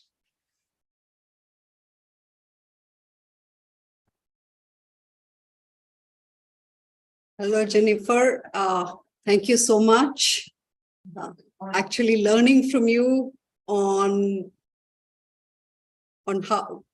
how technology enabled you and also to support the very small child. I think that is a theme that is coming up again and again, whether it is the blind or the deaf or children with dyslexia. Find them early, help them early, and use technology to scale. Make sure there are people to support them, whether it is teachers or caregivers. Each of you that comes up with a success story on what you have achieved will certainly allow society, allow parents, allow everyone to see what can be achieved. And I think more and more role models such as yourself should come out and speak, should come out and say, and many of us are here, so honored to see you, so honored to learn from you. And we'll all together see if what we can do for India, for other countries, where some more needs to be done in terms of technology. We are working, for example, with sign language technology here, but that is different from the ASL, the Indian Sign Language. And so customizing it, adapting it, even standardizing it for the first time in India. We have so many dialects, and it's only a few years back that the government standardized it to one ISL format that is standard, and at least we can use that. So, and I'm sure there are many other countries. This is a very important area and technology can certainly help teach ISL, not only to the deaf, but also to to all children. You know, if everybody learns, then communication would be easier. So thank you so much, Jennifer. Thank you, Shankari. Shankari, if you want to add anything in terms of policy, please do so. Shankari, I'm asking you also, and Jennifer, because I know you need to leave early.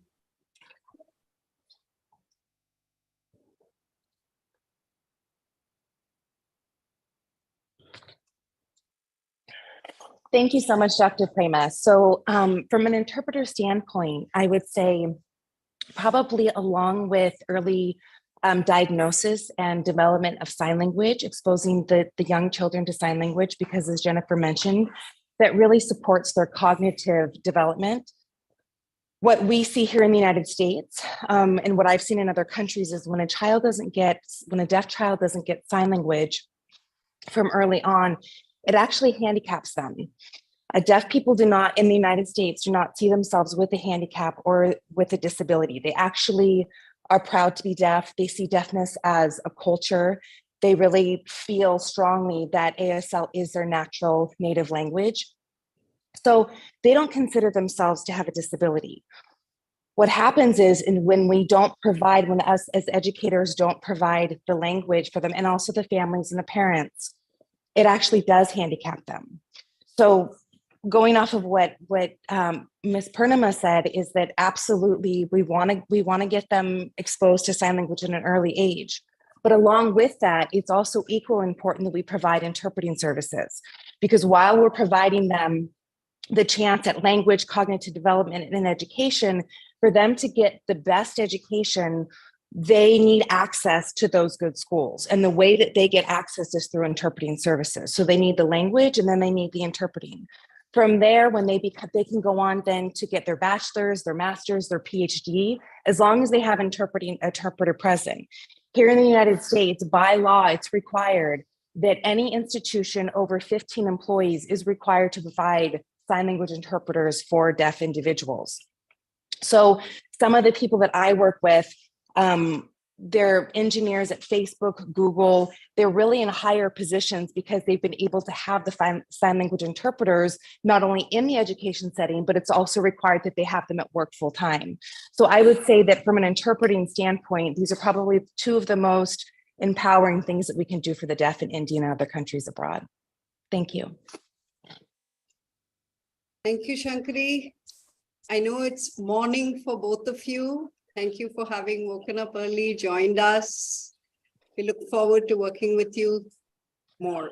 Thank you. Thank you, Dr. Prema.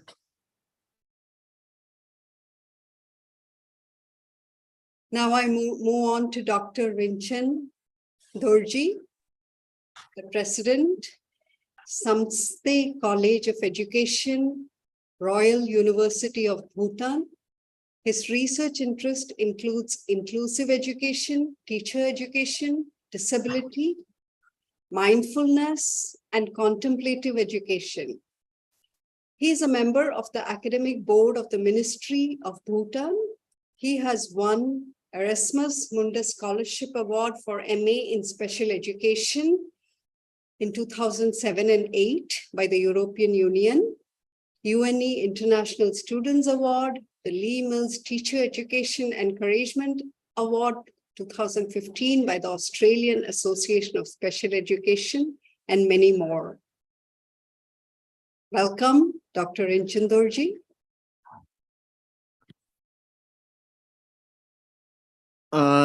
Good evening and greetings to all the panel members and professionals participating in this very important webinar.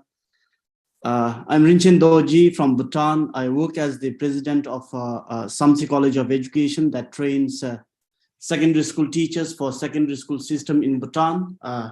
I've been a school teacher and a teacher educator in Bhutan's education system before I took this administrative job.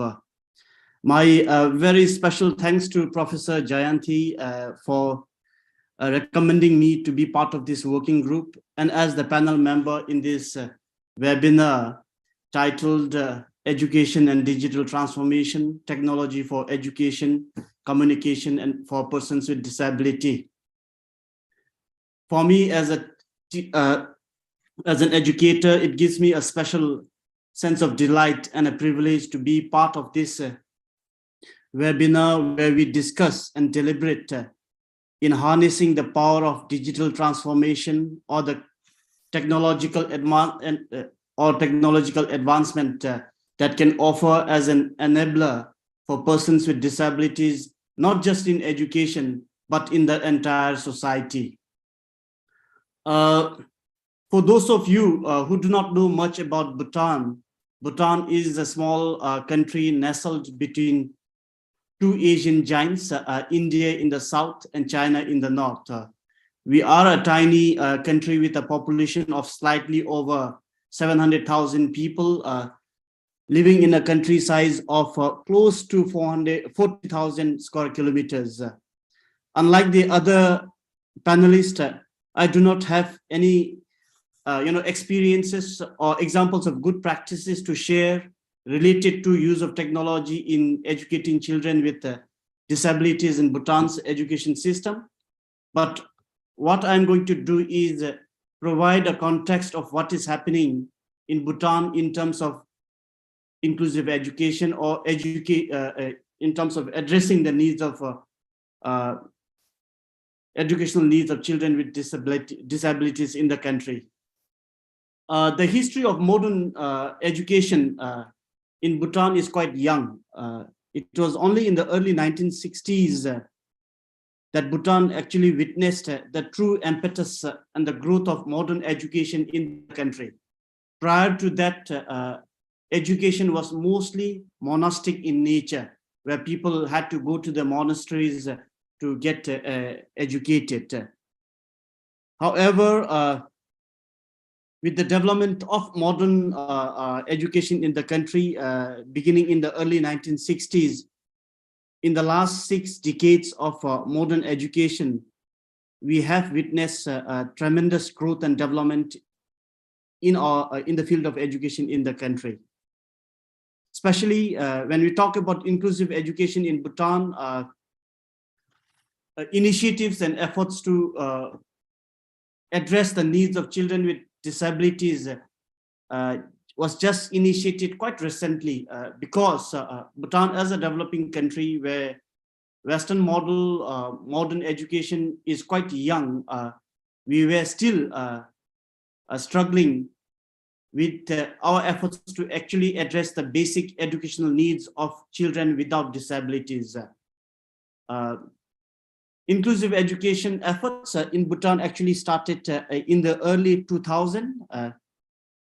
And in the last 10 to 15 years of inclusive education efforts, we would like to believe that we have made considerable progress, at least in addressing the needs of children with disabilities in mainstream education.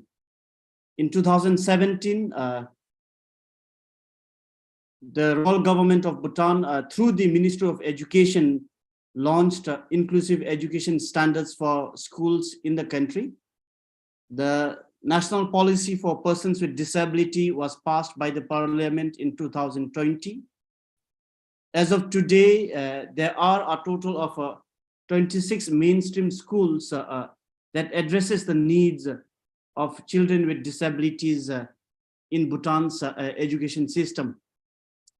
Given that inclusive education efforts in Bhutan is still in its infancy, the use of technology in addressing the educational and learning needs of learners with disabilities is basic and minimal.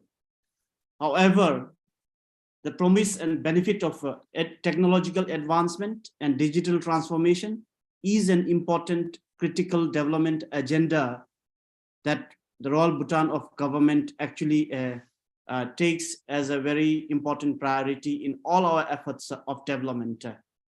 Inclusion of children with disability in mainstream education and persons with disability is an agenda that is that is considered as an important agenda in the 13th five-year plan, which is due to begin in July 2023 this year. Because of education and awareness programs that the Ministry of Education in the country has initiated in collaboration with various stakeholders and international development partners, mainly UNICEF, the awareness of persons with disabilities and the need to address their educational needs in mainstream schools alongside the learners without disabilities is being viewed more positively by the general population.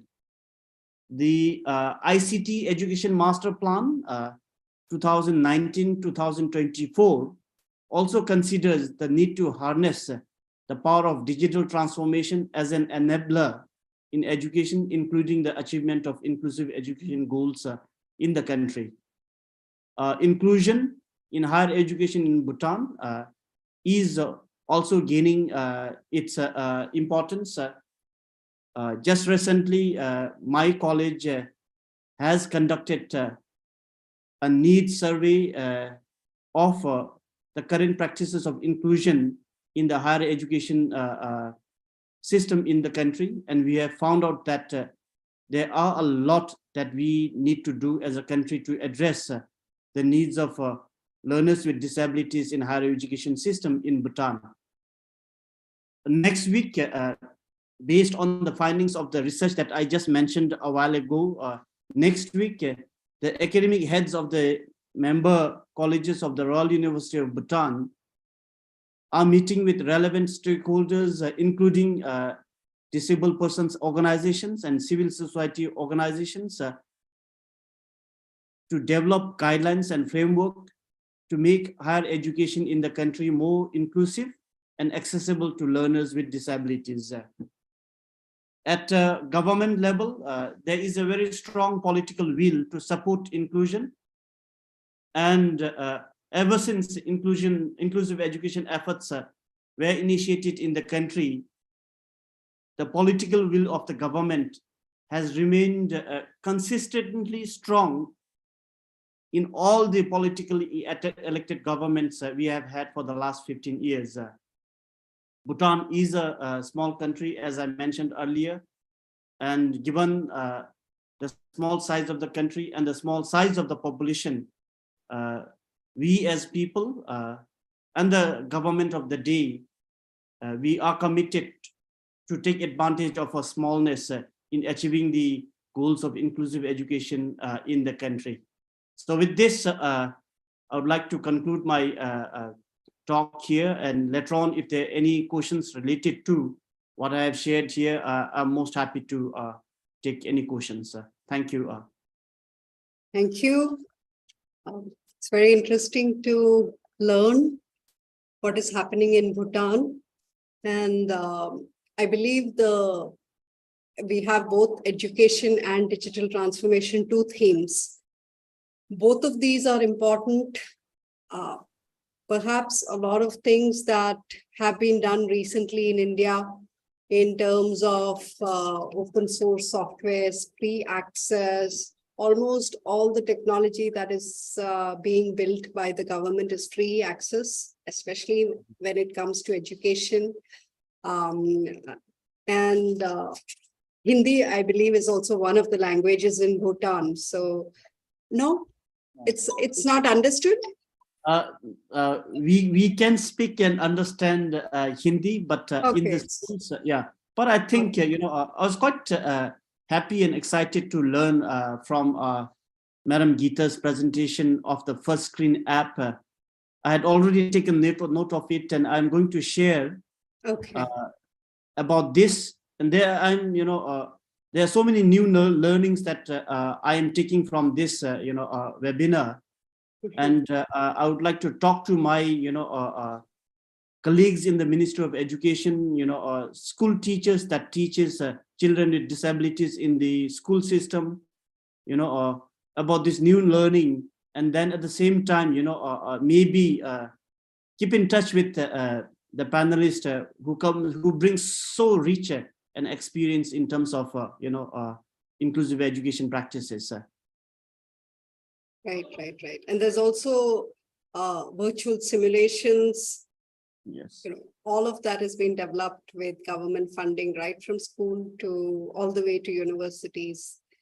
A lot of that is available immediately for use in English. Thank you. Thank you Some very other much, languages. Dr. We Prema. are Yeah. happy to share that with you. Yes, sir. Thank you. And now we move to the next speaker, Mr. Arun Fernandez, the last speaker. He's a promoter of dyslexic thinking and founder of D-Learners, an organization for celebrating different learners. He's a social entrepreneur and goalkeeper. He was also the founder and managing director of 3R, Reading, Writing, and Arithmetics, Research and Technology Publishing Limited, an organization to support the children with dyslexia and other forms of learning disabilities.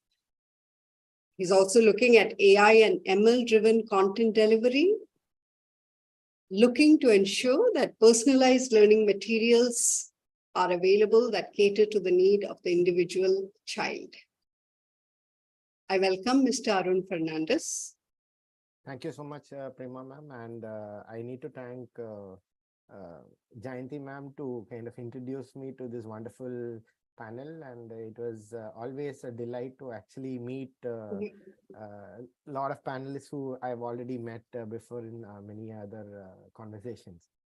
Yeah, and I have a small presentation to make, and one question I want to ask the audience: am I looking disabled?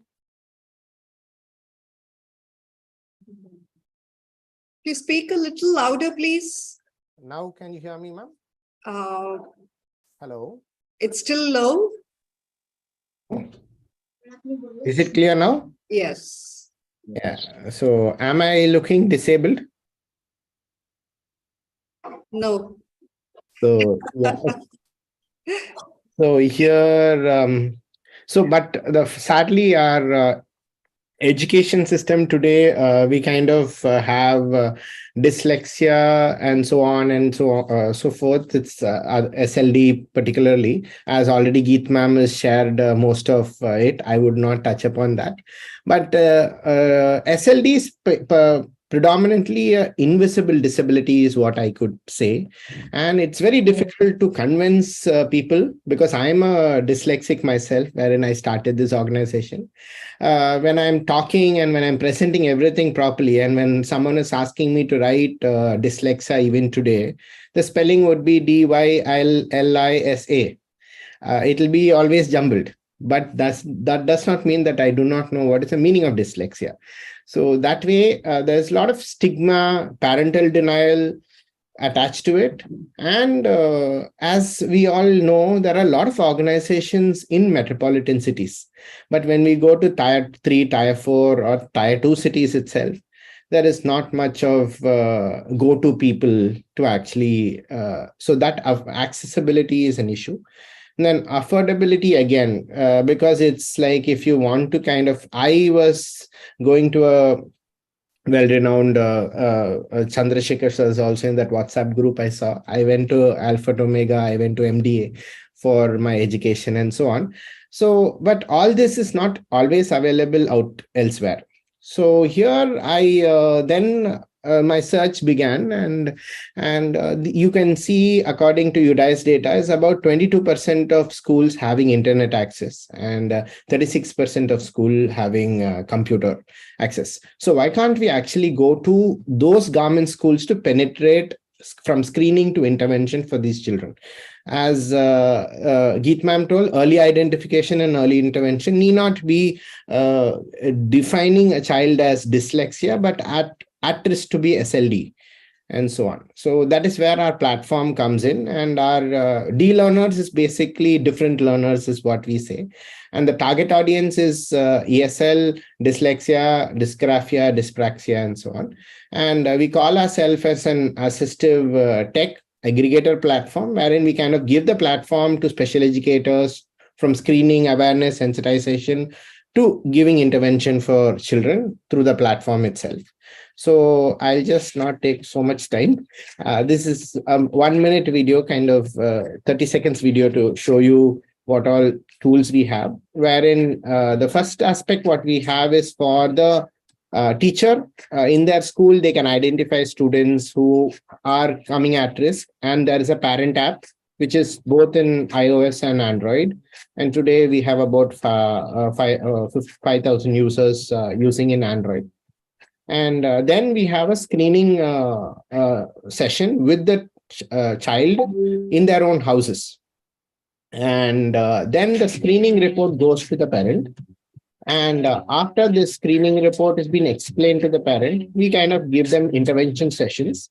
And in the screening report, we are not motivated to kind of label the child as any other form of SLD, but we'll just say that this child needs early intervention because the child might have at risk to have some form of learning disability. And then there is that like about 2,200 odd games we have on these assignments which we give to the children and so on. And all this is also recorded. And now the children can actually go back and see the recording of the instruction to the child.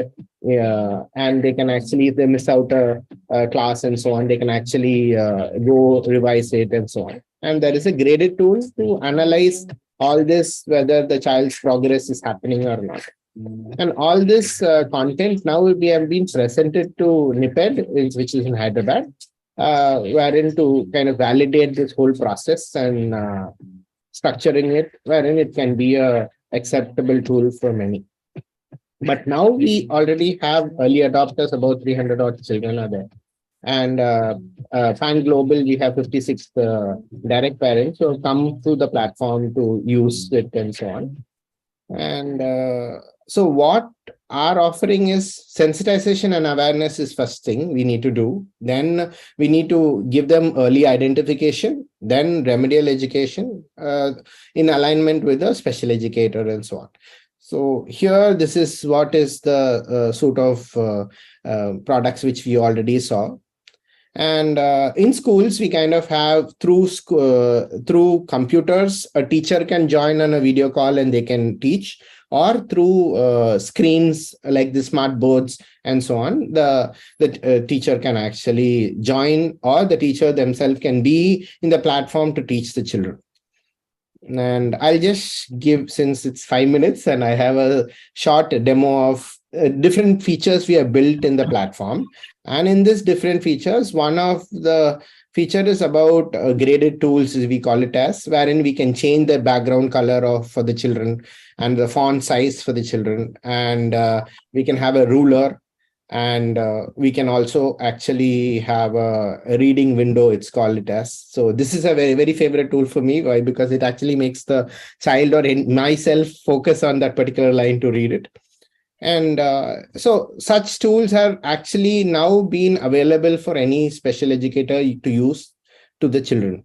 And through Microsoft's funding, we are actually panning up to this many states. And now from the next academic year, we are actually going to teach about 2,000 odd students. And little bit of global presence also we have, because it's an .com. And this is what is the download range. And these are all 56 direct parents we have.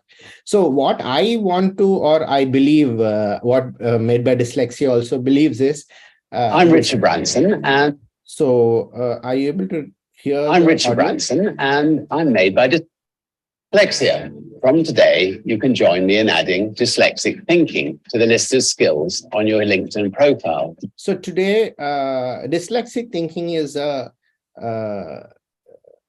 word by itself, and let's celebrate that ability and make individuals be more empowered, rather than actually making this to be a very sad thing. And why can't we look at differently? Why can't we have kids having reading, writing abilities just a skill?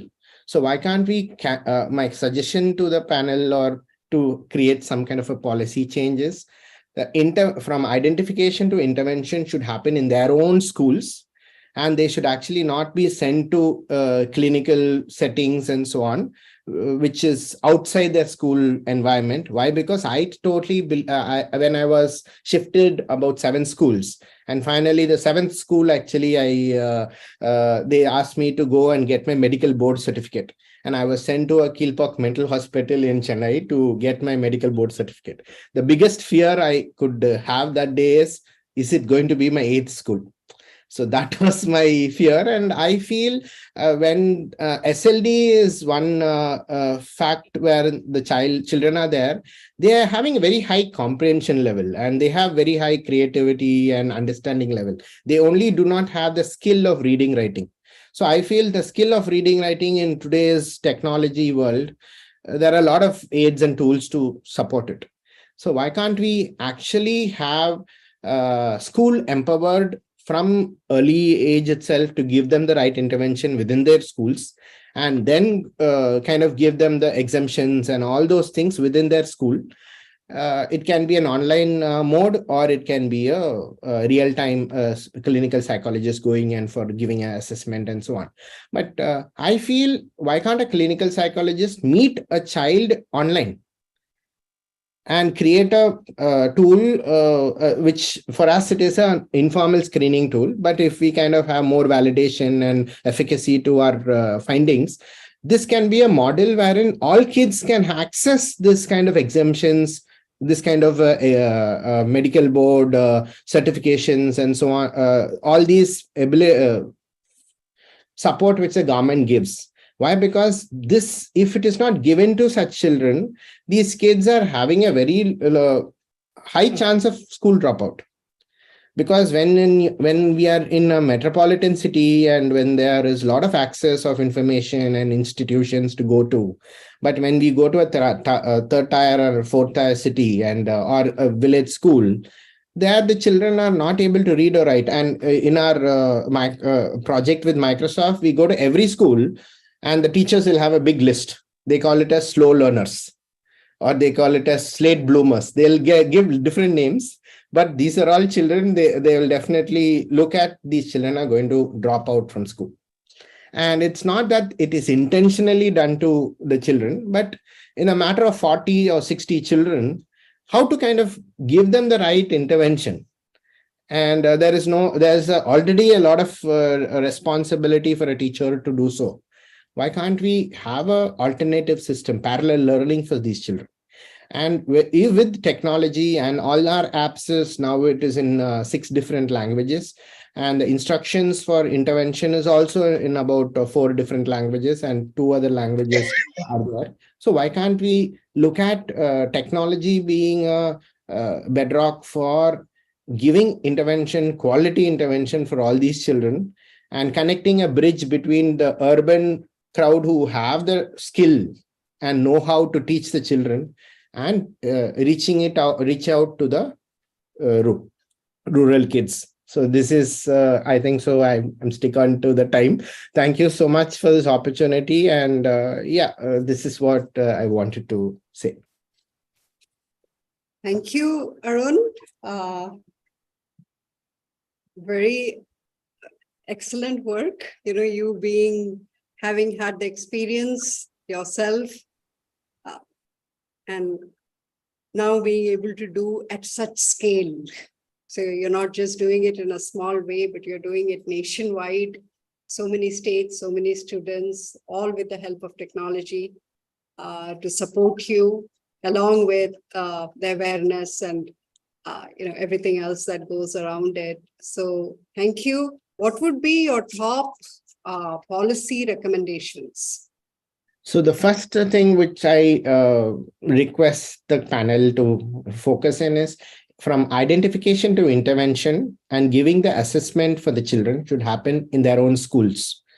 And the kids should not be actually, for happening these things to happen in their own schools, we need to create structures or process and systems or technology to empower that. That way, what would happen is the children dropping out of the school will never happen. And according to the new education policy, if we kind of have these kind of exemptions also, we need record of those children given the right intervention for a few years, then only they kind of give the exemptions and so on. So all this can actually happen within their school. And we should connect specialists like clinical psychologists or remedial teachers or platform to teach the children remedial education. All that thing should, if it is happening in their own school, we can actually get rid of a stigma attached to it. And we can actually get rid of accessibility problem, because they go to school and the school can be empowered with computers and internet. Why can't we actually do that in their school itself, and not expecting them to buy a phone or tab or whatever in their own house? So that is the thing. So I feel it should, as we always talk, it's inclusion and inclusive schools and so on. We can actually start with such children, giving them the intervention, identification to intervention in their own school, wherein the parent will have no inhibition to take up this. Why? Because the parent, if you ask the parent to say, you need to go to the nearest clinical psychologist, then the parent will get alarmed. What is this? No, my child is not like that. And when you go there also, it's not that there are multiple children there, and other kids might not really understand the ecosystem or the scenario there. But these children will understand. And when they are understanding, they will have a very low self-esteem. And I personally, when recently we got NIPED, what is it called, National Handicap Development Fund, some funding we got, where they asked me to get a disability card. And I was that time 30 years old. So when I went and I got the disability card, but when I was standing in the queue, there was a Down syndrome individual before me, and there was a autistic child, and there was a MR child next to me. And I've been studying in inclusive school. For me, sitting with them is not a problem. But I started feeling, okay, I'm also mentally disabled. So that, I feel, I don't think so these children deserve that. And when I'm 30 years old, I'm still feeling that. When imagine a 12-year-old and 13-year-old, when they, before 10th standard, they have sent to such institutions, how will they feel? And I feel we need to do something policy level to actually make this empowerment happen within the school board and school systems. That will be a big achievement for our C20 is what I see. So Arun, this identification to intervention is definitely very important, critical, necessary. But what do you see are the barriers, and how will we overcome this? So initial barriers are access to computer. Why? Even before we have ICT setups and so on. But here, when we go to the actual schools, the ICT computer will be there, but it will have only 2 GB RAM, which a video and a platform together will not at all work. So now we are in a pursuit of upgrading the RAM space and so on to facilitate the technology for them. And internet is the other speaker also could not actually complete a speech because of internet. So that is another area wherein we need to focus on. These are the two things which will boil down to affordability of better computers, better internet facility, and so. Then I would also urge of not making the teacher loaded with another responsibility of teaching children, of these children. They should just identify them and others should teach the children. That way, what would happen is the quality of instruction for the children will be new and will be also be more practically digestible by the, because when we talk about TOT model, the teacher already is handling 60 children. And she has already a lot of responsibilities to take care. And in that 10% of the children will be 6-7 children. For that children, she should altogether modify her whole intervention and the whole thing. It's too much of an ask, is what I feel. When we go to government schools or low-income schools, we say we will empower the teacher. But I feel teacher empowerment of awareness and sensitization and identification should happen, but intervention should not happen from them. If that variation is there, means they'll be freely giving out a list of children who really need help. Why? Because back of the mind, if they give a list, I should only do extra work. It's like humanly understanding their plate also, no? So that is what is, I feel. Thank you, Arun. A lot of insights from you. Professor Sriram Mittal had a question or a suggestion. Professor Sriram Mittal, if you're able to unmute.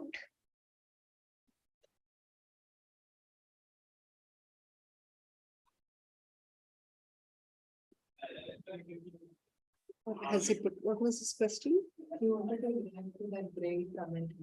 Okay. I understand he wanted to react to the Braille comment.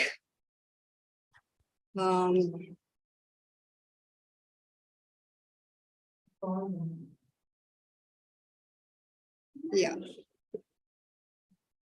Okay.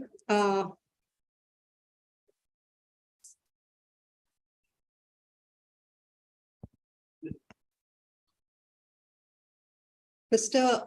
Paul, are you back?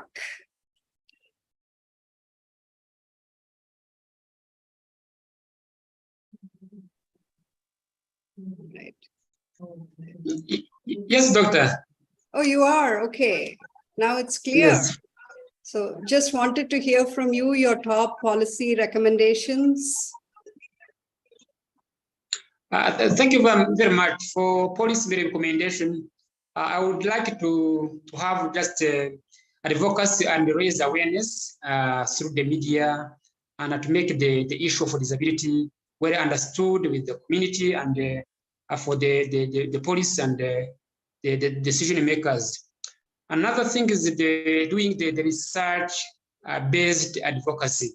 We need to carry out the research and have the findings, and then for the findings, we should have the clear picture of the situation of a person with disability and advocate for how they should be resolved.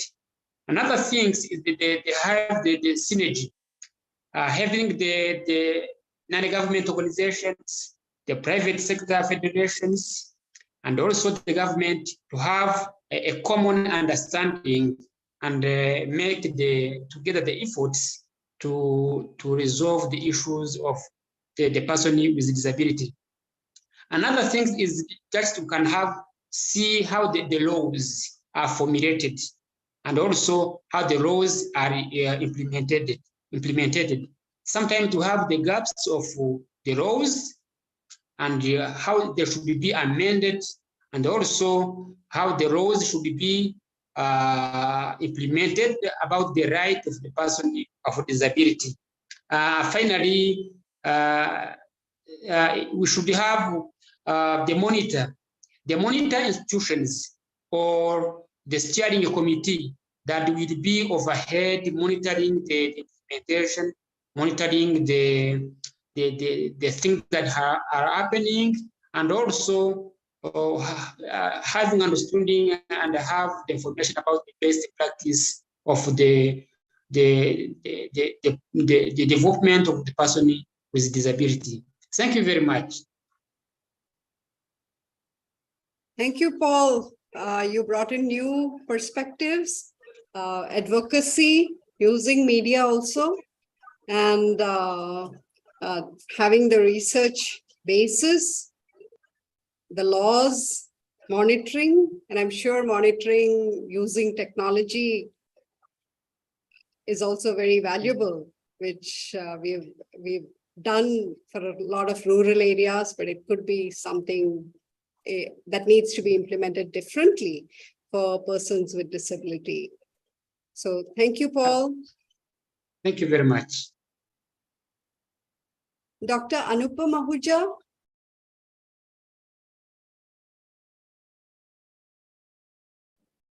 Yes, it's been a pleasure listening to everybody and connecting. A recommendation I would very strongly put is to respect each country's trajectory first. We believe that technology, the use of technology is possible because our policy promotes it. Yet, G20 countries may be at different levels. Each country may be at a different level. So though countries may realize the importance of technology, but I think a very strong recommendation we could consider is moving towards developing accessible digital textbooks for children, because based on UDL and inclusive education principles. That will be in tune with what Paul has said, what all other colleagues have said, where all children use one textbook, eventually, and not separate textbooks. Because the moment you say, here is a Braille book for you, though there has been a very important point made that children have stopped learning Braille, which is basic reading writing tool for them, But the moment you say, here is a Braille book for you, and here is a textbook for you, and here is a video for you, and here is an audio program for you, then you are giving variety. But a Braille book may arrive in September, and a printed book, because it's for the majority, may be delivered in the month of April, the beginning of the session. So a child loses out. And the whole concept of we learn together and we learn differently and we have different learning styles is something accessible digital textbooks will promote. So a recommendation is move towards developing accessible digital textbooks, move towards developing standards for content, for using technology and pedagogy to formulate guidelines based on your existing strengths. Because inclusion for every country has its own understanding, has its own diversity, has its own strengths, existing strengths and opportunities. And that's what I think we need to optimize on and capture. So I would be very humble in suggesting the recommendation. Though we have seen a lot of development of accessible material in the country and a lot of acceptance of the same. One important aspect I'll close by saying is we need to also recommend that inclusion must, I say that now with capital letters, be introduced early in the school system. Because when children learn to be together in the early years, then they grow with differences. They don't look at differences as something outside the system. And then you don't need to really work on attitudes. Though adults may, of course, again, pollute young minds.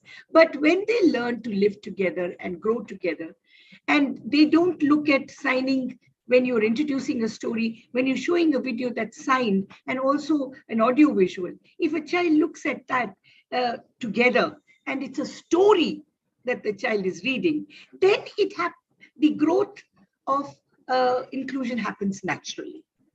Similarly, if there is Braille text and written script in the early years in books where there is that are given to children, and a child naturally reads Braille on opening the book, which could be just spiral bound so that it falls flat on the table rather than being thick, tightly bound. And another child reads the script, then again, it's natural. So I think that's something we should also consider. How early should we bring in concepts of inclusion in school systems so that children and parents and society think of differences together? Whether it is a visible difference amongst children or it's not a visible difference that's for us to see. So it's the learning style that we need to focus rather than on physical and intellectual differences of children. Thank you. Is there any other panel member who would like to suggest recommendations?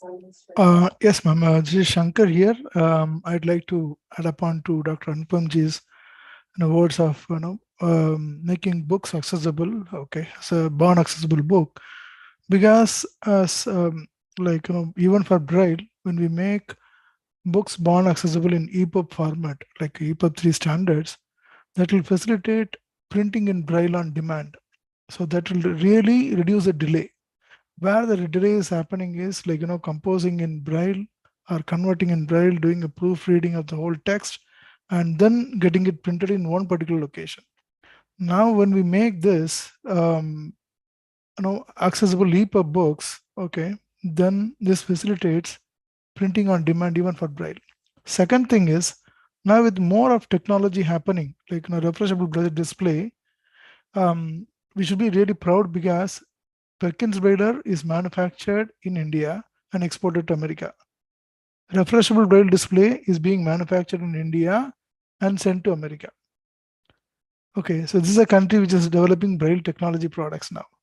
Okay, so probably we should maximize this, right? So that children also have, because you need to look up at the kind of population who have deaf blindness conditions also. There is a big group of children who should not be left behind. So Braille is really needed, and tactile graphics and all that is needed. There are so much of research is going on, and there are so much of implementation happening in the country. So technology has to be adapted. That's the only thing, right? So policy can suggest that technology be implemented, even to enhance Braille reading and tactile exploration of all such graphic representations which are happening when we make accessible, born accessible books. Second thing, ma'am, what is happening is, we do have, even in inclusive education everywhere, the policies for accessible infrastructure. We have a policy, harmonized guidelines for barrier-free movement, which is in place. And we did e-content guidelines for children with disabilities. We have done it. Third, recently we have even done a policy called accessibility for ICT products and services. Okay, Indian Standard 17802. With all this in place, are we implementing all this in the procurement part? Particularly, during the major chunk of procurement happens in the government. So how are we going to ensure that this accessibility is met, right? The physical infrastructure. Second one is the digital or information accessibility. And the third one is more keen, the social accessibility, the attitude to implement this, both. So can you not recommend social audit for all such kind of, the public services or utility? It can be a building or it can be any kind of a material which is developed, right? So social audits, really it can be, even done through various sources. Particularly it can be through a panel of experts or advisory boards which are formed as per RPWD Act in every state, or at the school level through school management committees. So there are so many ways of or probably resources who can also do this, right? There are impanel list of auditing professionals, particularly for physical infrastructure. So much is there happening. So can you not recommend social audits, particularly in the procurement side? I think this will really bring accessibility more closer, and then really help our children have more educational opportunities, right? Then another is about the awareness, ma'am. Probably I've put all this in my email also, but I'd like to reiterate it for the August experts here. If you see in our country, the courses for disability or the education, special education, it spans a longer time where many people are not able to get into that.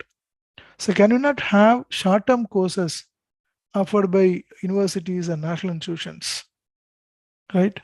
And specific area of interest where any professional across borders, it may not be India, it can be from other countries also, because we have a large pool of export learned resources here in India with so much of knowledge, so much of diversity happening in the country. It can be about anything for example, even disability management, education, early intervention, policies and guidance for setting up special schools or training resource centers or communication modes which are available, right? Or probably like inclusive technology or regarding accessibility. All that short-term courses cannot be offered by our universities or colleges. We do have so much of special education colleges. We do have special education universities. We do have. Can we not expand that more? To offer such short-term courses so that the awareness also it will be created in a larger scale. At the same time, it will also help people more for inclusion. Knowing and studying really bring in inclusion. Similarly, getting on to education, setting up the infrastructures, like as Arun was also requesting, like can we not, we do plan chemical laboratories, physical laboratories, ICT labs, even promoted by Samagra Shiksha through ICT at schools. Can you not make them inclusive, right? Can you not give them guidelines like how this could be formed? Whenever a new school or a setup is coming, or in existing setups, how can we make them inclusive? This is possible. And also the examination procedures or STEM education, really like it is depriving many children. There are centralized policy guidelines from CBSE. It is there, right? It's really a boon for us. Like we are able to write examinations using laptops and computers, even in Tier 2 city in Tamil Nadu. And now the particular child is enabled to write her semester exams in colleges using the same laptop, and the board has allowed it. The university has allowed it now as a kind of a benchmark one which we are able to create. But can it happen for all children across all states? So there should be kind of a guidelines, like which should be ensured that the UGC has to ensure that in all colleges, or probably the state or central boards of education, should ensure that there are uniform guidelines, right? There can be contextual adaptations for the functional characteristics or languages across the state, and creation of so much of learning materials. Thanks to Amrita team, like we have created good online lab simulations, which are really helpful for us to take it to many children with hearing impairment and learning difficulties. Can we still more innovate more immersive and accessible technology so that it really helps other children with functional difficulties also? The same manner, there is so much of encouragement happening in startups now, through IITs researching and then bring them as products through startups. There are foundations who are supporting. There are funding opportunities now coming up. With all that, what the real difficulty, because I am working very closely with many startups in India, the problem comes in procurement of the kind of a raw materials and accessories, or the assembling cost, or scaling up on demand to meet the whole lot. When a CSR or somebody asks us to do like do 1,000 things, 1,000 items and deliver it on a week or something like that, we are not able to find facilities. So can we make such kind of infrastructure also, which is happening? There are something like this, and then probably expanding them to nearby, our neighborhood countries, so that they will really help them. The children and adults, or brothers and sisters with disabilities can also be supported with all such of innovations which is happening in India, right? So can we discuss with them, collaborate with them on taxation, service, and regulatory exemptions for that? Yes. So much, ma'am. Yeah. Thank you. Thank you. Dr. Geet.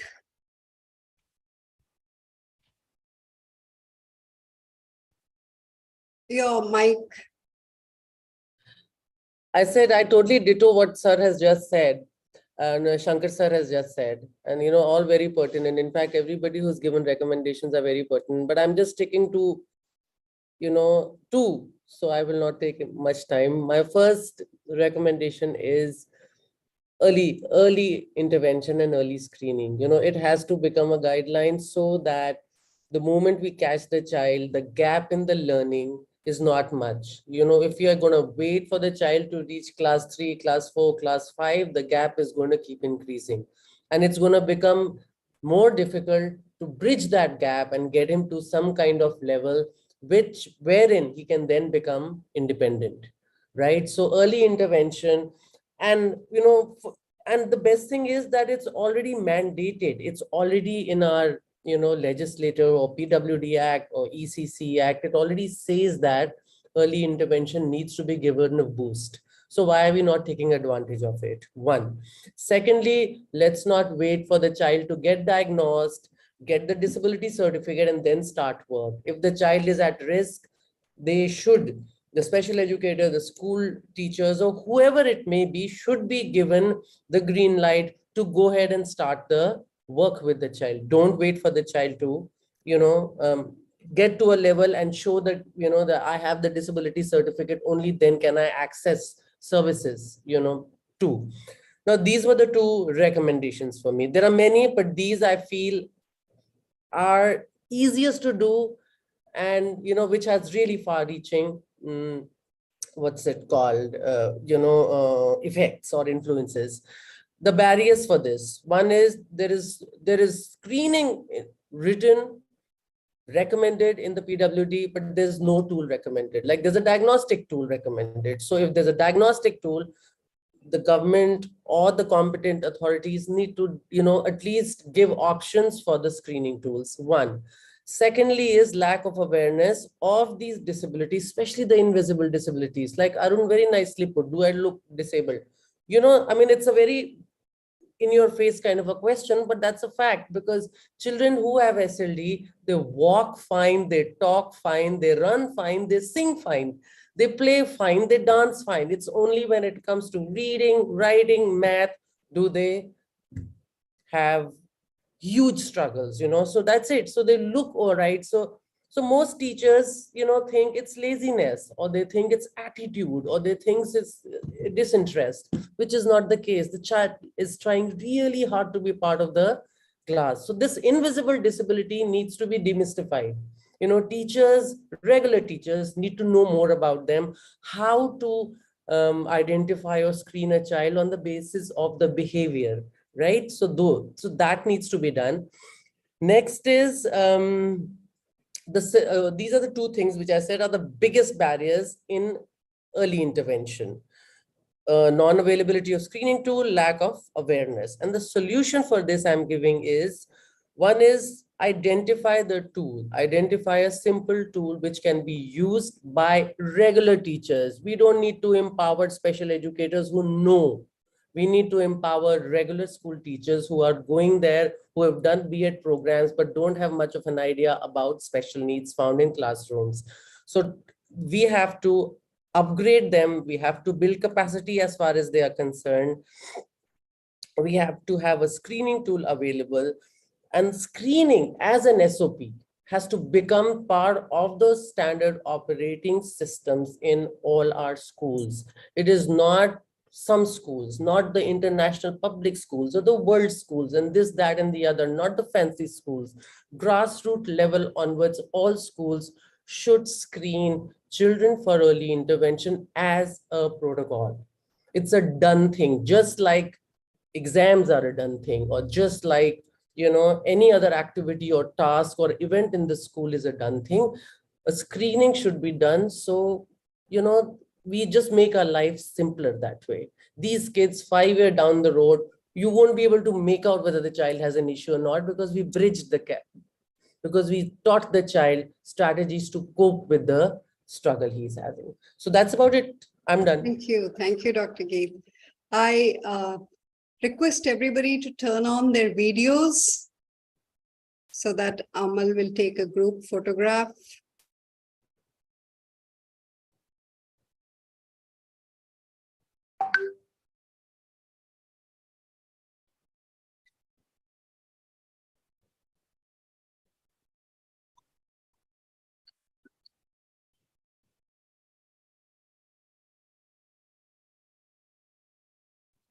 Amal, are you done? Am I audible? Yes, Professor Sriram. Okay, if I am audible, madam, you had asked the question about Braille. Yes. See, today in our country, we have a capacity of producing 60,000 Braille pages per hour. In South alone, there are 4 high-speed braille presses. In Kerala, in Chennai, in Coimbatore, and also in Bangalore. And if we plan properly, there is no reason as to why a child cannot get braille books, textbooks at the time of the commencement of this session, number one. And number two, what is the problem in teaching braille? Today, all technology supporter people have started producing audio books even for class 1.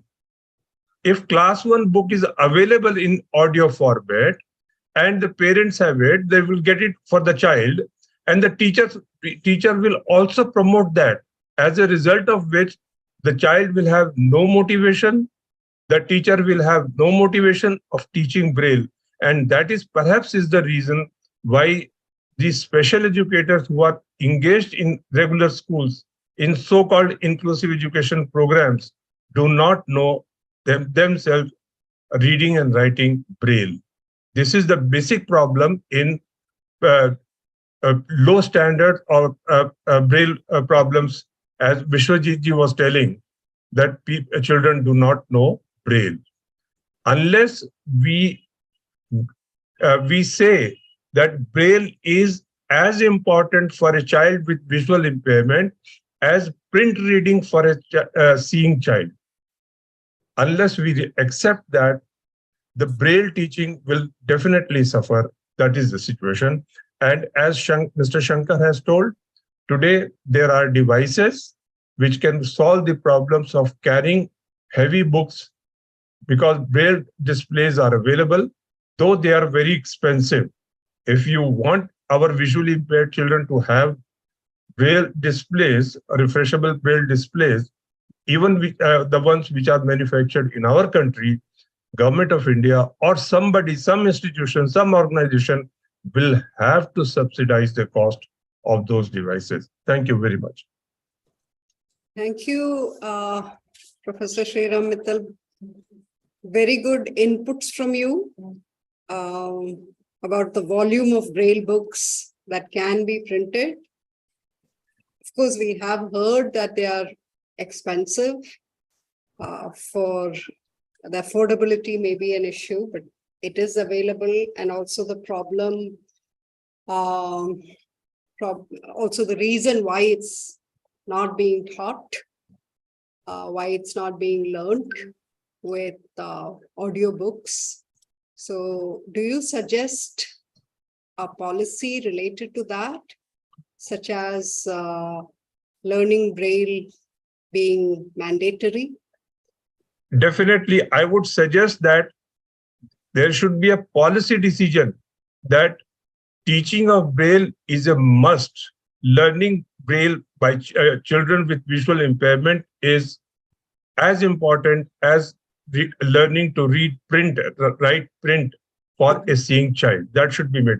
In fact, I'll tell you, in 2008, the Department of Disability Affairs had set up a council called Braille Council of India. And that council, in its meeting held in 2015, took a very clear decision that no audio books will be produced for classes up to 10th. Yet, all technology people are producing audio books. NCRT is also perhaps producing. I'm not sure. Even I heard that state government of Rajasthan was providing audiobooks to the schools. When audiobooks will be available in schools, who will learn to read braille? Nobody will learn to read braille. Therefore, there should be a conscious decision of in the policy that braille is learning to read and write braille is mandatory for children with visual impairment, as well as for their teachers. Thank you. Thank you, Professor Mittal. Any other panelists has any suggestions to make before we close?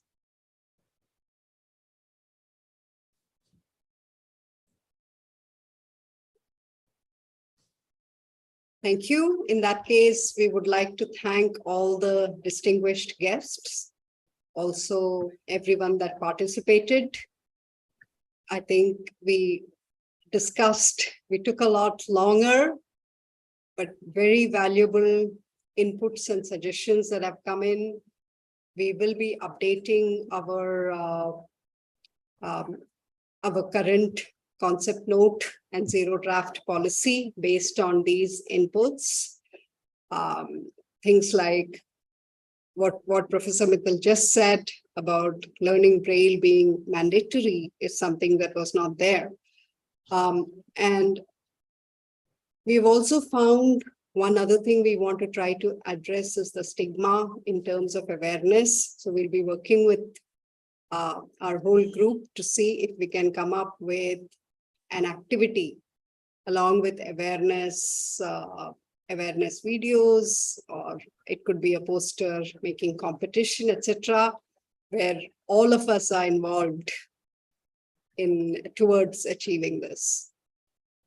So once again, thank you very much. We look forward to your active participation in all the upcoming events and also writing towards policy. Thank you. Vishwari.